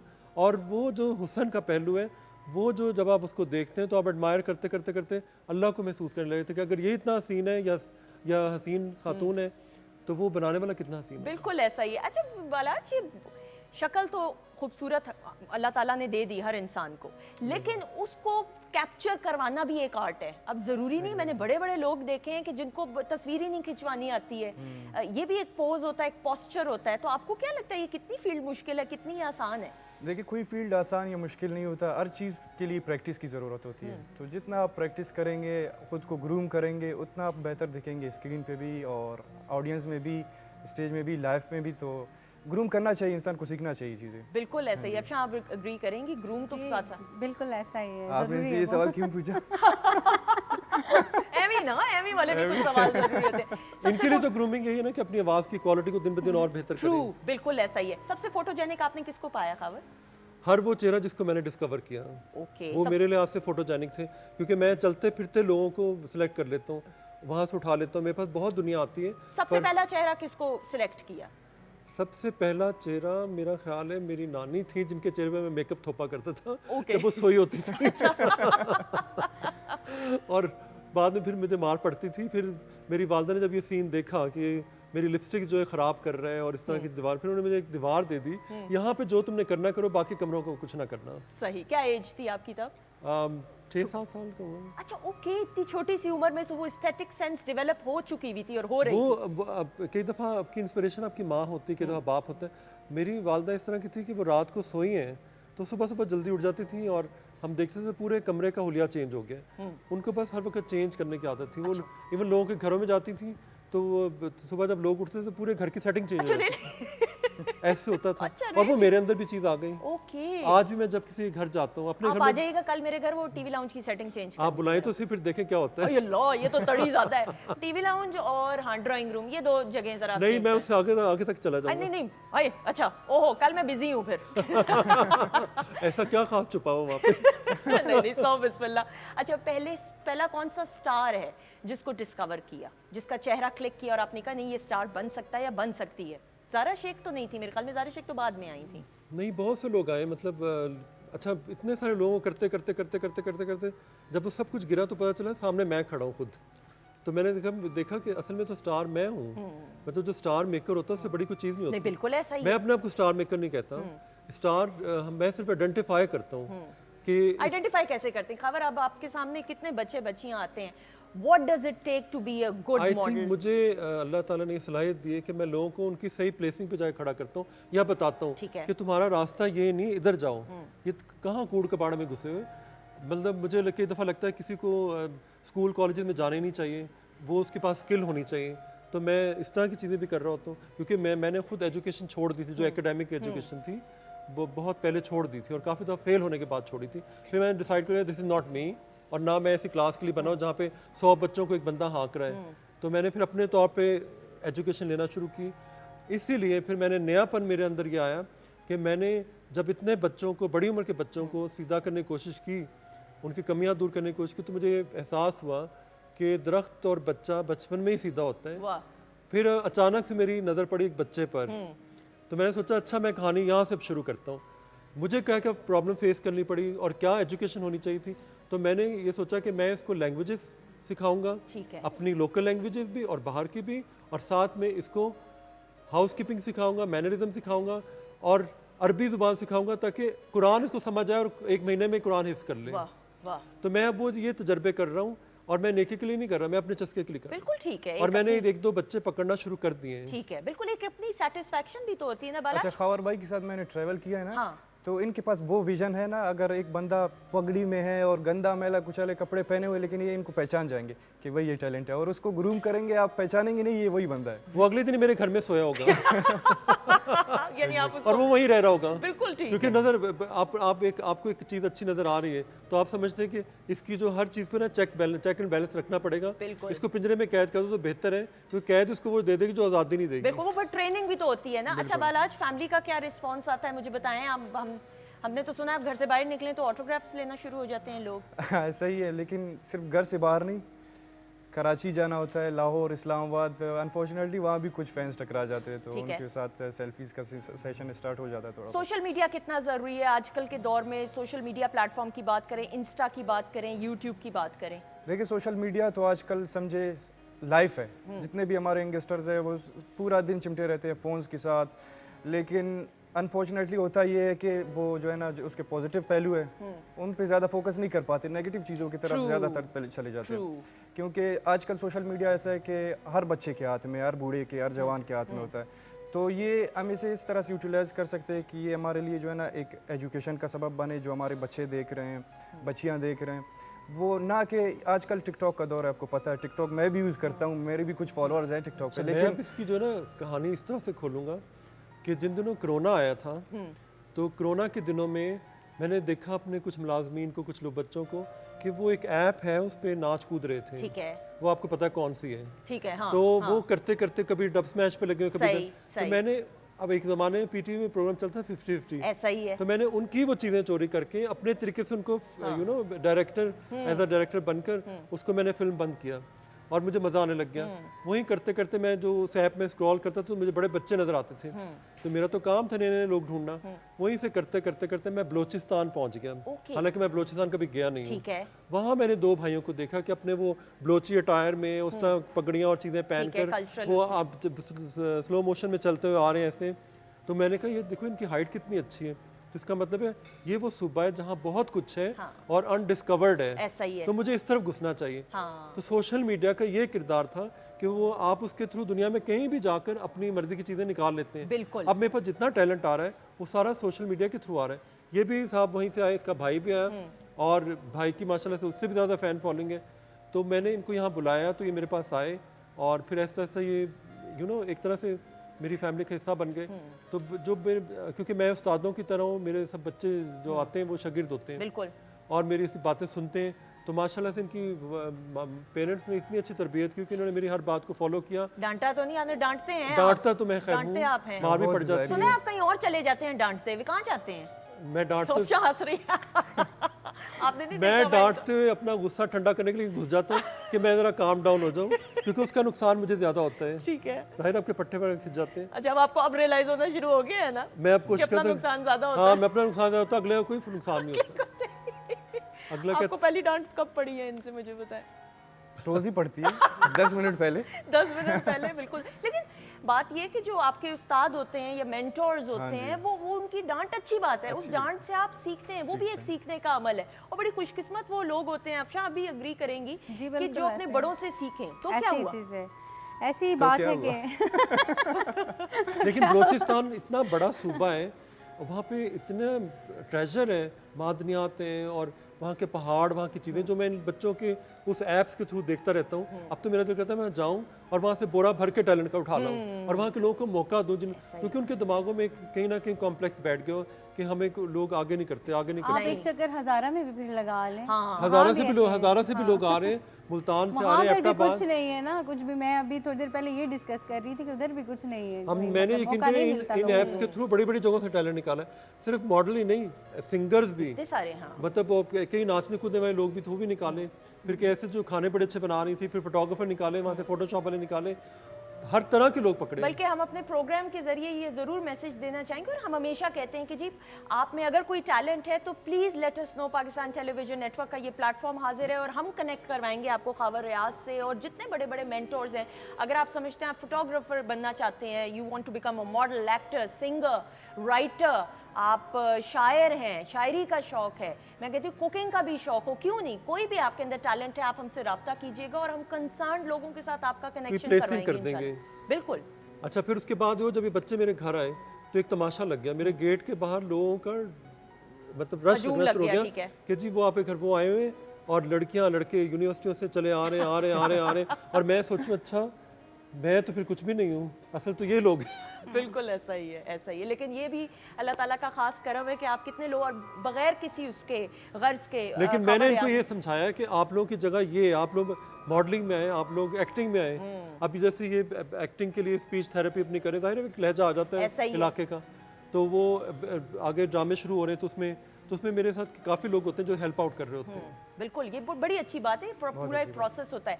अच्छा जी, खवातीनों से बातचीत का सिलसिला जारी है। हमने कुछ आइटम, कैसा लगा भी खाना जो सर्व किया, ये नहीं खाया आपने? गर्मा गर्म वहाँ से खाना, उसकी खुशबुओं से ही सब कुछ होता जा रहा है। ठीक है, पास किया। बलाज आप बताएं। नहीं, बहुत अच्छा है, रंग से तो अच्छा लग रहा है। आप बताएं।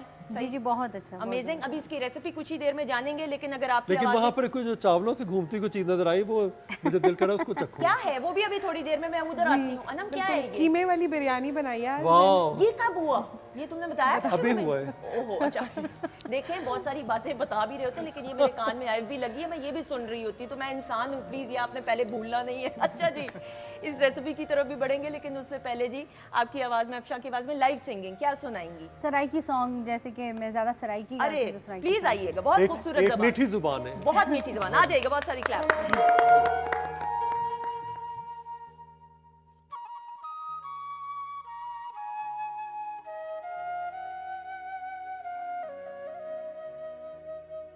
मोटर वेते मोटर वेते मोटर वेते बस आ गई तेरे नल प्यार दी हो कसमें चस आ गई तेरे नल प्यार दी हो कसमें चस आ गई मोटर वेते मोटर वेते मोटर वेते बस आ गई तेरे नल प्यार दी हो कसमें चस आ गई तेरे नल प्यार दी हो कसमें चस आ गई।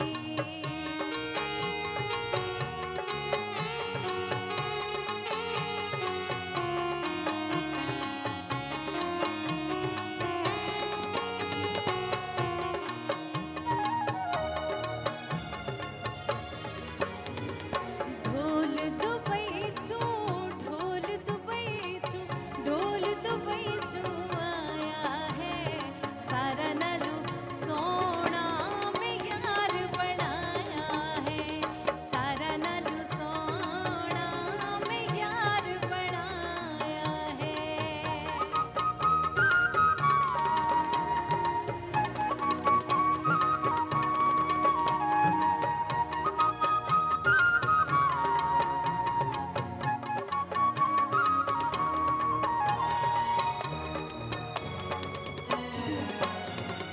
लाल कबूतर लाल कबूतर लाल कबूतर पर मारे मेरे दिलदार तू ओसड़ दे चन तारे मेरे दिलदार तू ओसड़ दे चन तारे।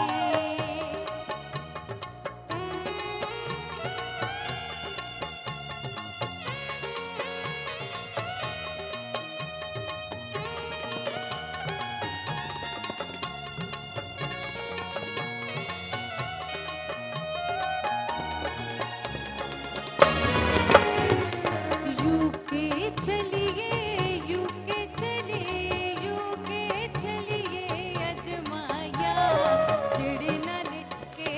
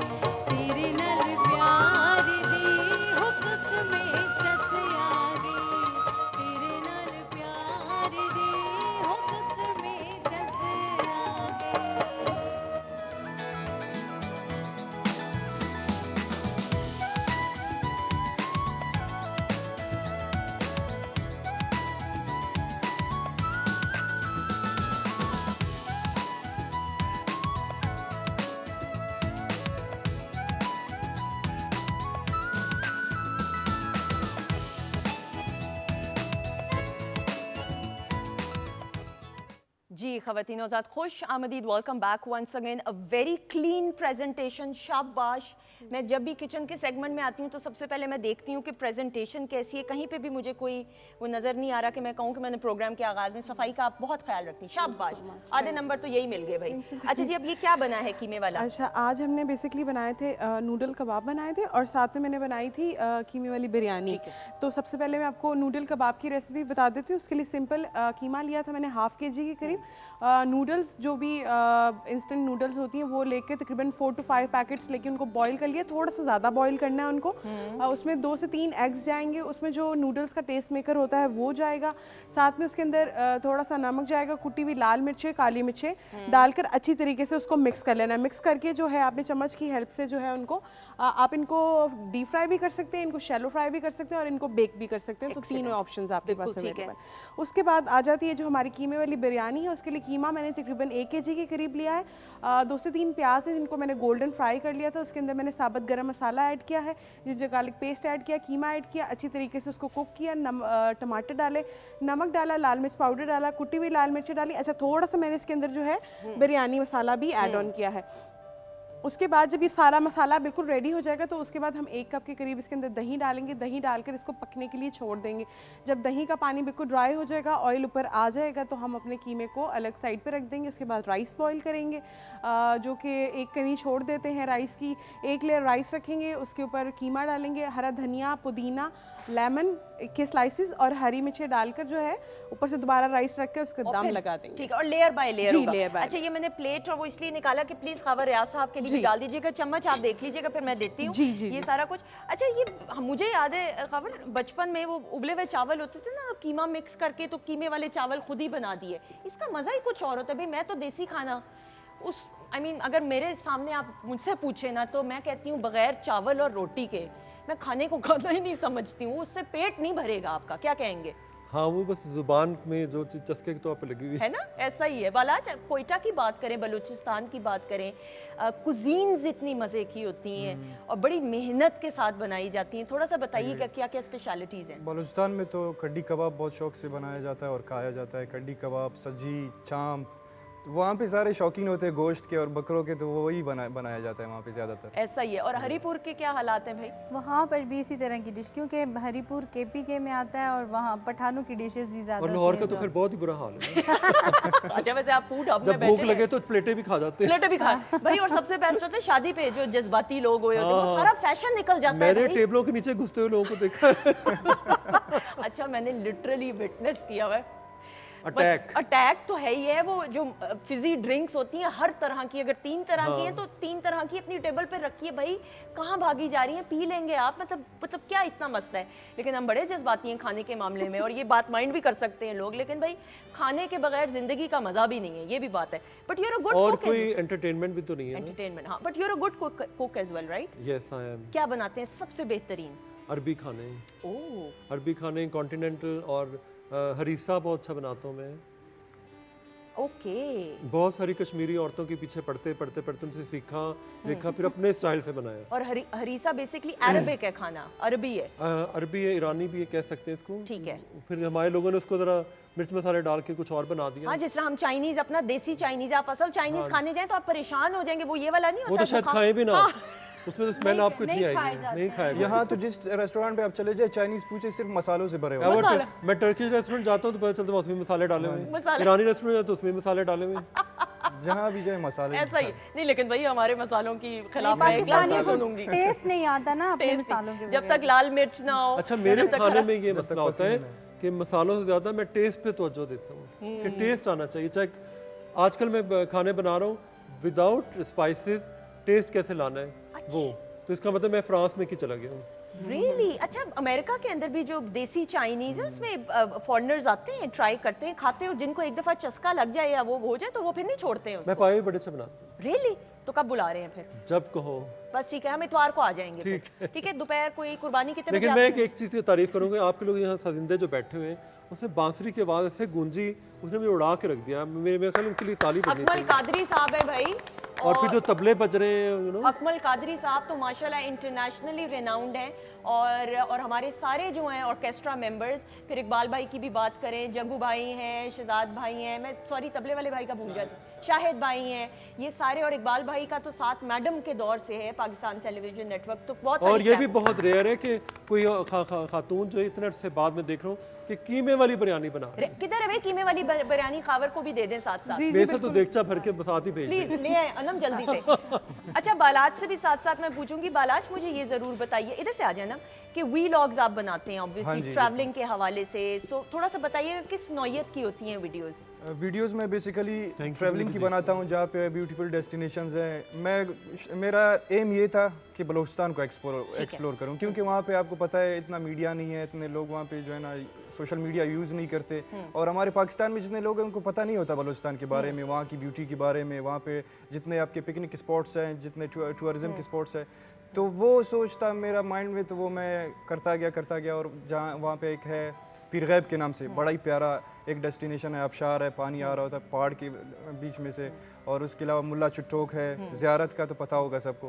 तो मैं कोशिश कर रहा था इनको एक्सप्लोर करने की, और अल्हम्दुलिल्लाह से ट्रैवलिंग भी बहुत ज़्यादा हो गई उस तरफ। बिल्कुल, हाँ जी। और ये बहुत अच्छी बात है, और पाकिस्तान के आप किसी कोने में भी चले जाएं, बड़ी हॉस्पिटैलिटी है, बहुत जिस मेहमान नवाजी, जिस अपनायत के साथ टूरिस्ट का और जो आते हैं उस जगह को एक्सप्लोर करने इस्तकबाल किया जाता है, मैं कहती हूँ ये पूरी दुनिया में इस तरह का आपको नज़र नहीं आएगी मेहमान नवाजी।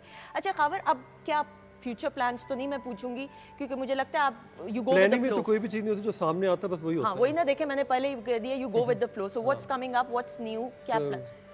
न्यू इज़ समथिंग, वो जैसे मैंने बताया कि I am raising a child, वो बच्चा किसी और का, मैं उसका टीचर हूँ, मुझे वो सर कह के बुलाता है, तो मैं उसको एक, जैसे एक बिल्डिंग कंस्ट्रक्शन होती है ना, तो उसमें फ्लैट्स होते हैं मुख्तलिफ, तो उसमें एक मॉडल घर बना दिया जाता है ताकि लोग सोचें कि ऐसा घर होना चाहिए, तो या इस तरह के फ्लैट होंगे बनने के बाद, तो समझे कि मैंने एक मॉडल स्ट्रक्चर तैयार कर रहा हूँ ताकि पेरेंट्स को ये पता चले कि अपने बच्चों को कैसे तरबियत दे के बड़ा करना है। ठीक है, आप उनको सलाम, बचपन में सलाम करना नहीं सिखाते, आप उनको सुबह उठ के सलाम करना नहीं सिखाते, अगर सिखाते भी तो वो पता नहीं क्यों नहीं करते, फिर उसको एटिकेट्स नहीं होते, वो अपने कपड़े खुद नहीं उठाता, वो अपनी अलमारियां खुद ठीक नहीं करता, यहाँ तक कि उसको खाना पकाना भी खुद आना चाहिए। बाहर के बच्चे सारे काम खुद करते बिल्कुल हैं, ऐसा ही यहाँ तो ऐसे जैसे कोई बादशाह सलामत होते हैं, इसमें कसूर माओ का भी है। बिल्कुल ऐसा ही वो है, अपनी आदत डालने के लिए उन बच्चों को खराब कर देते हैं, लाड प्यार के लाड चक्कर प्यार, और फिर वही बच्चा बाद में खतरनाक हो जाता है। तो ये, और हमारे यहाँ लैंग्वेजेस के ऊपर एम्फसाइज, अब मैं देख रहा हूँ कि पंजाब में अगर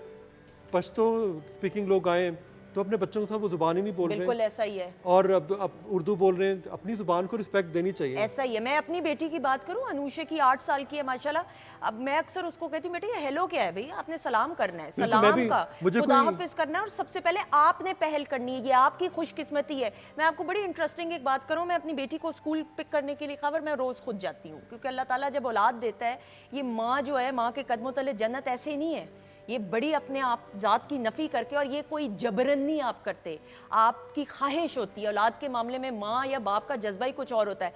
तो मैं अक्सर मदर्स होती हैं, माएँ होती हैं, मैं जिनको नहीं भी बालात जानती मैं उनको भी सलाम करती। तो एक माँ ने मुझे कहा मैं तो आपको जानती नहीं, आपने मुझे क्यों सलाम किया? तो मैंने कहा जानने के लिए सलाम करने की ज़रूरत नहीं है, सलाम आप वैसे भी कर सकते हैं। और मैंने कहा ये दुआ है। इवन मैं यूरोप में जब गया शूट्स वगैरह के लिए, तो वहाँ जब लोग मुझे कहते थे हाय, हे, हेलो या ओला जो भी है, तो मैं किसी कहता अस्सलाम वालेकुम, तो वो परेशान होते कि क्या है, मैंने कहा इसमें मैं आपको दुआ दे रहा हूँ कि अल्लाह की रहमतें आप पे हों। बिल्कुल, तो वो खुश होते थे। बिल्कुल। और हम अपनी चीज़ों के, जब मैं देखता हूँ मेरे नए बच्चे जो आते हैं, जो योर टाइप बच्चे जो आ रहे हैं आजकल आ रहे हैं, तो वो आया कहेंगे हे, मैंने कहा ये क्या है, हाँ, हे क्या है, हाय, हाँ। तो मैं उनको डांटता हूँ बकायदा, उनको सलाम की आदत डालता हूँ, और कहते भी कैसे अस्सलाम वालेकुम, हाँ। हालांकि अस्सलाम वालेकुम होता है, उसका मफहूम मानी पूरा चेंज हो जाता है। आप ये आपको बिल्कुल, ये बड़ी अच्छी खबर ने बात की। और अच्छा, फिर हम देखते हैं कि बड़े बुजुर्ग जब आते हैं, आज भी क्या उम्र के किसी हिस्से में भी आप तो बच्चे ही रहेंगे अगर आपके बड़े, आपने खड़े होकर सलाम करना। अच्छा, मैं आप पूछ रही थी कि नया क्या कर रहा हूँ, तो नया यही है जो मुझे फ्यूचर पर नज़र आता है, जो मुझे करना चाहिए। एक तबका ऐसा है जो बहुत बुरी तरीके से रुलता है और लोगों को समझ नहीं आता, और वो है नौकरों के बच्चे। वो निगलेक्ट होते हैं, ख़राब होते हैं, ड्यूल पर्सनैलिटी होती है, नेगेटिव हो जाते हैं, और वो पढ़ते भी नहीं हैं। तो मैं उन बच्चों पे काम करना चाह रहा हूँ। फ्यूचर में ट्रस्ट बनाऊंगा जिसमें बहुत सारे लोगों को एज अ वॉलंटियर शामिल करूंगा, और इतने सारे बच्चों को इकट्ठा करके उनको तरबियत दूंगा, क्योंकि हमारे मुल्क में स्कूलों और कॉलेज की जरूरत नहीं है, फिनिशिंग स्कूलों की जरूरत है, ट्रू, आई एग्री। लर्निंग स्कूलों की जरूरत है जो बच्चों को ट्रेन करें, सपोर्ट करें ऐसा ही है। कि आपने जिंदगी में हालात से लड़ना कैसे ऐसा ही है है। और आपने अपनी चीजें खुद उठानी है और आपने उनसे लाड प्यार नहीं करना, उनको ट्रेन करना है। ट्रेन करना हमें ट्रेन बच्चों की जरूरत है जो कि इस वक्त माएँ नहीं कर रही। बिल्कुल, ये बड़ी अच्छी बात कही है और बालाच आप भी अग्री करेंगे और कि मैं बच्चे को एम्फेसाइज कर रहा हूँ कि उसको लैंग्वेजेस सिखाऊं। मैं भी उससे इंग्लिश में बात करने लग गया हूँ, हालांकि वो सराइकी बेल्ट का बच्चा है, बिल्कुल तो मैं इंग्लिश में बात करता हूँ, ऐसा सेंस करने लग गया। फिर एक बच्चा मेरे घर पश्तून है, वो उससे पश्तो में बात करता है। मैंने उसको मस्जिद में डाला जहाँ वो जो पठानों की मस्जिद है, वहाँ से वो पश्तो सीख रहा है साथ रहा है, साथ, बिल्कुल और सही। साथ में अरबी भी। बिल्कुल सही, इसी तरह फिर मैं आगे उसको चाइनीज जुबान भी, क्योंकि अगली बड़ी जुबान चाइनीज ऐसा है। ही है। जब वो बड़ा होगा तो खुद ही कहेगा कि हाँ किसी ने मेरे पे एहसान किया था और मेरे पर ये कि आज मैं डाइस पे खड़ा होकर बोल रहा हूँ। एक दिन मैं आ रहा था तो मैंने 4.5 साल के बच्चे को देखा, तो वो एक बैट पकड़ के मारी जा रहा है ऐसे बॉल, तो मैंने कहा यार ये तो क्रिकेटर बनेगा। मैंने उसी वक्त उसको पकड़ा और जाके एकेडमी में जमा करा के कि ये इसकी ट्रेनिंग करें। उन्होंने कहा नहीं, ये 7 साल के बच्चों को लेते हैं। मैंने कहा नहीं, इसको आपको लेना पड़ेगा। बहुत अच्छी बात है। अब देखें वो रोज जाता है ट्रेनिंग के लिए, जिसका मतलब है he will be a future star. इंशाल्लाह। तो आपको बचपन में आइडेंटिफाई कर लेना चाहिए। ऐसा ही, और ये अगर छोटी उम्र में आप आइडेंटिफाई कर लें तो मेरे ख्याल में वो ज़्यादा चीज़ हेल्पफुल होती है। और वाला हमारे यहाँ ये हम जो देखते हैं लाड प्यार से, बहुत अच्छी बात है, माएँ ज़रूर लाड करें, लेकिन इंडिपेंडेंट बचपन से ही कर दें तो ज़्यादा अच्छा नहीं। ज़्यादा बेहतर होता है। अभी मैं अपने व्लॉग्स के ज़रिए भी कोशिश करता हूँ ना, जो चीज़ें बेनिफिशियल हो हमारे यंगस्टर्स के लिए, हमारे बच्चों के लिए, मैं कोशिश, क्योंकि अक्सर हमारे व्लॉग्स बच्चे देखते रहते हैं, तो मैं कोशिश करता हूँ उसमें नमाज भी दिखाता हूँ, उसमें अच्छे काम भी दिखाता हूँ, किसी को सलाम कर रहे हो, सफ़र की दुआ, इस तरह की चीज़ें ना, तो वो एक कमेंट आ जाता है कि आप जो है ना ये शो कर रहे हो, आप बहुत अच्छे हो। मैं ये शो नहीं कर रहा होता कि मैं बहुत अच्छा हूँ, मकसद ये होता है कि वल्गर चीज़ें जहाँ चल रही हैं वो तो इम्पैक्ट कर रही हैं बच्चों के ऊपर। अगर आप एक पॉजिटिव पहलू दिखाएंगे वो भी बच्चों के ऊपर इम्पैक्ट। अच्छा, वो छोटा सा बच्चा इसके साथ खड़ा होकर नमाज भी पढ़ता है। हाँ माशाल्लाह, ये उसको अपने साथ शामिल कर लेता और है। बच्चे इंस्पायर होते हैं। अफशा, छोटे बच्चा जो है घर में जो होता है वो सीखता है, पिक करता है। वो मेरी बेटी वो देखती है कि अगर मैं बहाना कर रही हूँ तो वो चीज सीखेगी। आप अगर बच्चे को जो है सच बोलना सिखा रहे हैं तो आपने खुद भी वो प्रैक्टिस करना। ये नहीं कि जैसे इन्होंने अभी बताया ना कि आजकल की माएँ वो बच्चों को लाड प्यार इतना देती और हैं, मैं ऐसा मोबाइल ही नहीं चलाने है। देता उसको, बिल्कुल भी नहीं। बहुत अच्छी बात, बिल्कुल भी नहीं। ऐसा ही है ना कि वो इतना प्यार देती है कि बस उनको काम नहीं करने देना। और जैसे मेरे भी माशाल्लाह से 2 बेटे हैं, मैंने भी बहुत खींच के रखे हैं। आपकी गुस्से वाली बात जो मैं हंस रही मैं तो थी, नाश्ता बनाना तक भी सिखा दिया। ये बहुत अच्छी बात। मैं भी उनको पूरे काम, जब वो घर में गंद बिखेरती तो मैं फिर एक पकड़ के ये आओ, ये 2 क्यों दिन खराब क्लास किया, होती उठाओ है यहाँ बकायदा, कपड़े किस तरह तय करने, इस्त्री करने और उनको रखना कैसे है। और बिल्कुल बच्चे फिर ना अपने वालिदैन को ब्लैकमेल करना शुरू कर देते हैं, रोते हैं कि भाई मुझे ये फलाना चीज़ दोगी फिर आप मैं खुश हो जाऊंगा। अच्छा, और माओ का दिल तो अभी मैं बात करूं, मेरी बेटी की आंखों में ड्रामे वाला आंसू आ जाए ना, हालांकि अभी तो छोटी है, वो वाला नहीं करती तो फिर माँ कहती है नहीं यार अच्छा चलो होता रहेगा ना। हमें लड़कियों को ये सिखाना चाहिए कि मुश्किल हालात में कैसे लाइफ के आपने लड़ना है, खड़े होकर आपने कैसे अपना डिफेंस करना है। और माओ को चाहिए अपने बेटों को सिखाएं कि वो औरतों की इज्जत करें। बिल्कुल ऐसा ही है। और ख़वातीनों साथ ये बड़ी अच्छी बात है। हम बाहर के ममालिक में जब अपने बच्चों को पढ़ने के लिए भेजते हैं तो फिर यही बच्चे हर काम खुद कर रहे होते हैं, अपना खाना भी खुद पका रहे होते हैं, ट्रैवल कर रहे बल्कि होते भेज देना चाहिए, नखरे खत्म हो जाते हैं। सारे नखरे खत्म। और आपने जिंदगी में अगर कामयाब होना है तो खुद मुख्तार होना है। और खुद मुख्तार सिर्फ प्रोफेशनली नहीं होना, इंडिपेंडेंट होना है, अपना हर काम करना आना चाहिए। जिंदगी वक्त हालात का नहीं पता होता, हर वक्त हालात आपकी मर्जी के हमेशा मुताबिक बी नहीं पोर्शन होते। पे काम करना चाहिए, ऑप्शन बी पे। बिल्कुल ऐसा ही है। और हमेशा और ये कोरोना ने सिखाया है, कोरोना ने सिखाया। बिल्कुल एक अगर इसका एक पहलू पॉजिटिव देखा जाए तो वो ये कि वाकई में कोरोना ने इंडिपेंडेंट करना हमें सिखा दिया और ये बड़ी अच्छी बात है। सो ज़रूर इस पे अमल कीजिएगा और खुद से स्टार्ट कीजिए। खुद से स्टार्ट करेंगे तो घर के बच्चे इंस्पायर होंगे। थैंक यू सो मच, बहुत शुक्रिया। और मैं ये कहूँगा कि हम मुझसे आज कोई पूछ रहा था कि आपके ख्याल में हमारे मुल्क में इस पर स्टाइल आइकॉन कौन है। तो मैंने आई डोंट नो लोग उनके बारे में क्या कहते हैं नहीं कहते, लेकिन she is a wonderful example of transformation and she is Mariam Nawaz. अरे मरियम नवाज साहिबा अनडाउटेडली मैं कहता हूँ जिस तरह उन्होंने ट्रांसफॉर्म किया है, ट्रू, और जिस तरह से माशाल्लाह, मतलब अब सबके सामने है। नहीं द वे द कंडक्ट, जिस डिग्निटी के साथ, जिस ग्रेस के और मैं साथ बहुत पहले उनको मिला था एक दफ़ा, तो वो उसमें बच्ची सी थी, तो मैंने उनको देखते ही कहा था कि तुम ना एक दिन लीडर बनोगी। कहते हैं आपको लगता है? मैंने कहा जी आप बनेंगी। She's a born leader, she's a born icon and she's a mentor for all the girls out there, undoubtedly. Thank you so much, आपका बहुत बहुत शुक्रिया। Thank you so much. Thank you so much. बहुत शुक्रिया, आपका बहुत बहुत शुक्रिया। और अनम, इतनी गर्मी में आपने इतना कुछ बनाया, बहुत शुक्रिया। Thank you so much. और ख़वातीनोज़ात आपका अगेन बहुत बहुत शुक्रिया और दुआओं में हमें याद रखिएगा। इंशाल्लाह आपसे कल मुलाकात होगी, अपना बहुत सारा ख्याल रखिएगा। लेकिन जी जाने से पहले भाई अफशा की आवाज़ में लाइव सिंगिंग हो जाए, बहुत सारी क्लैप में।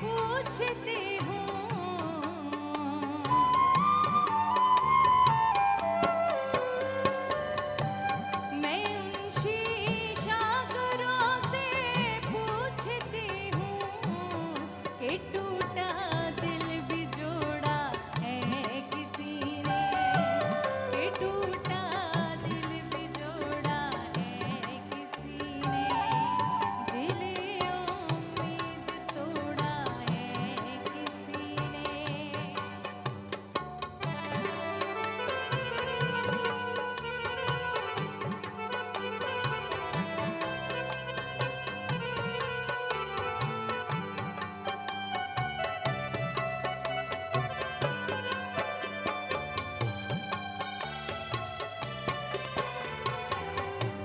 कफ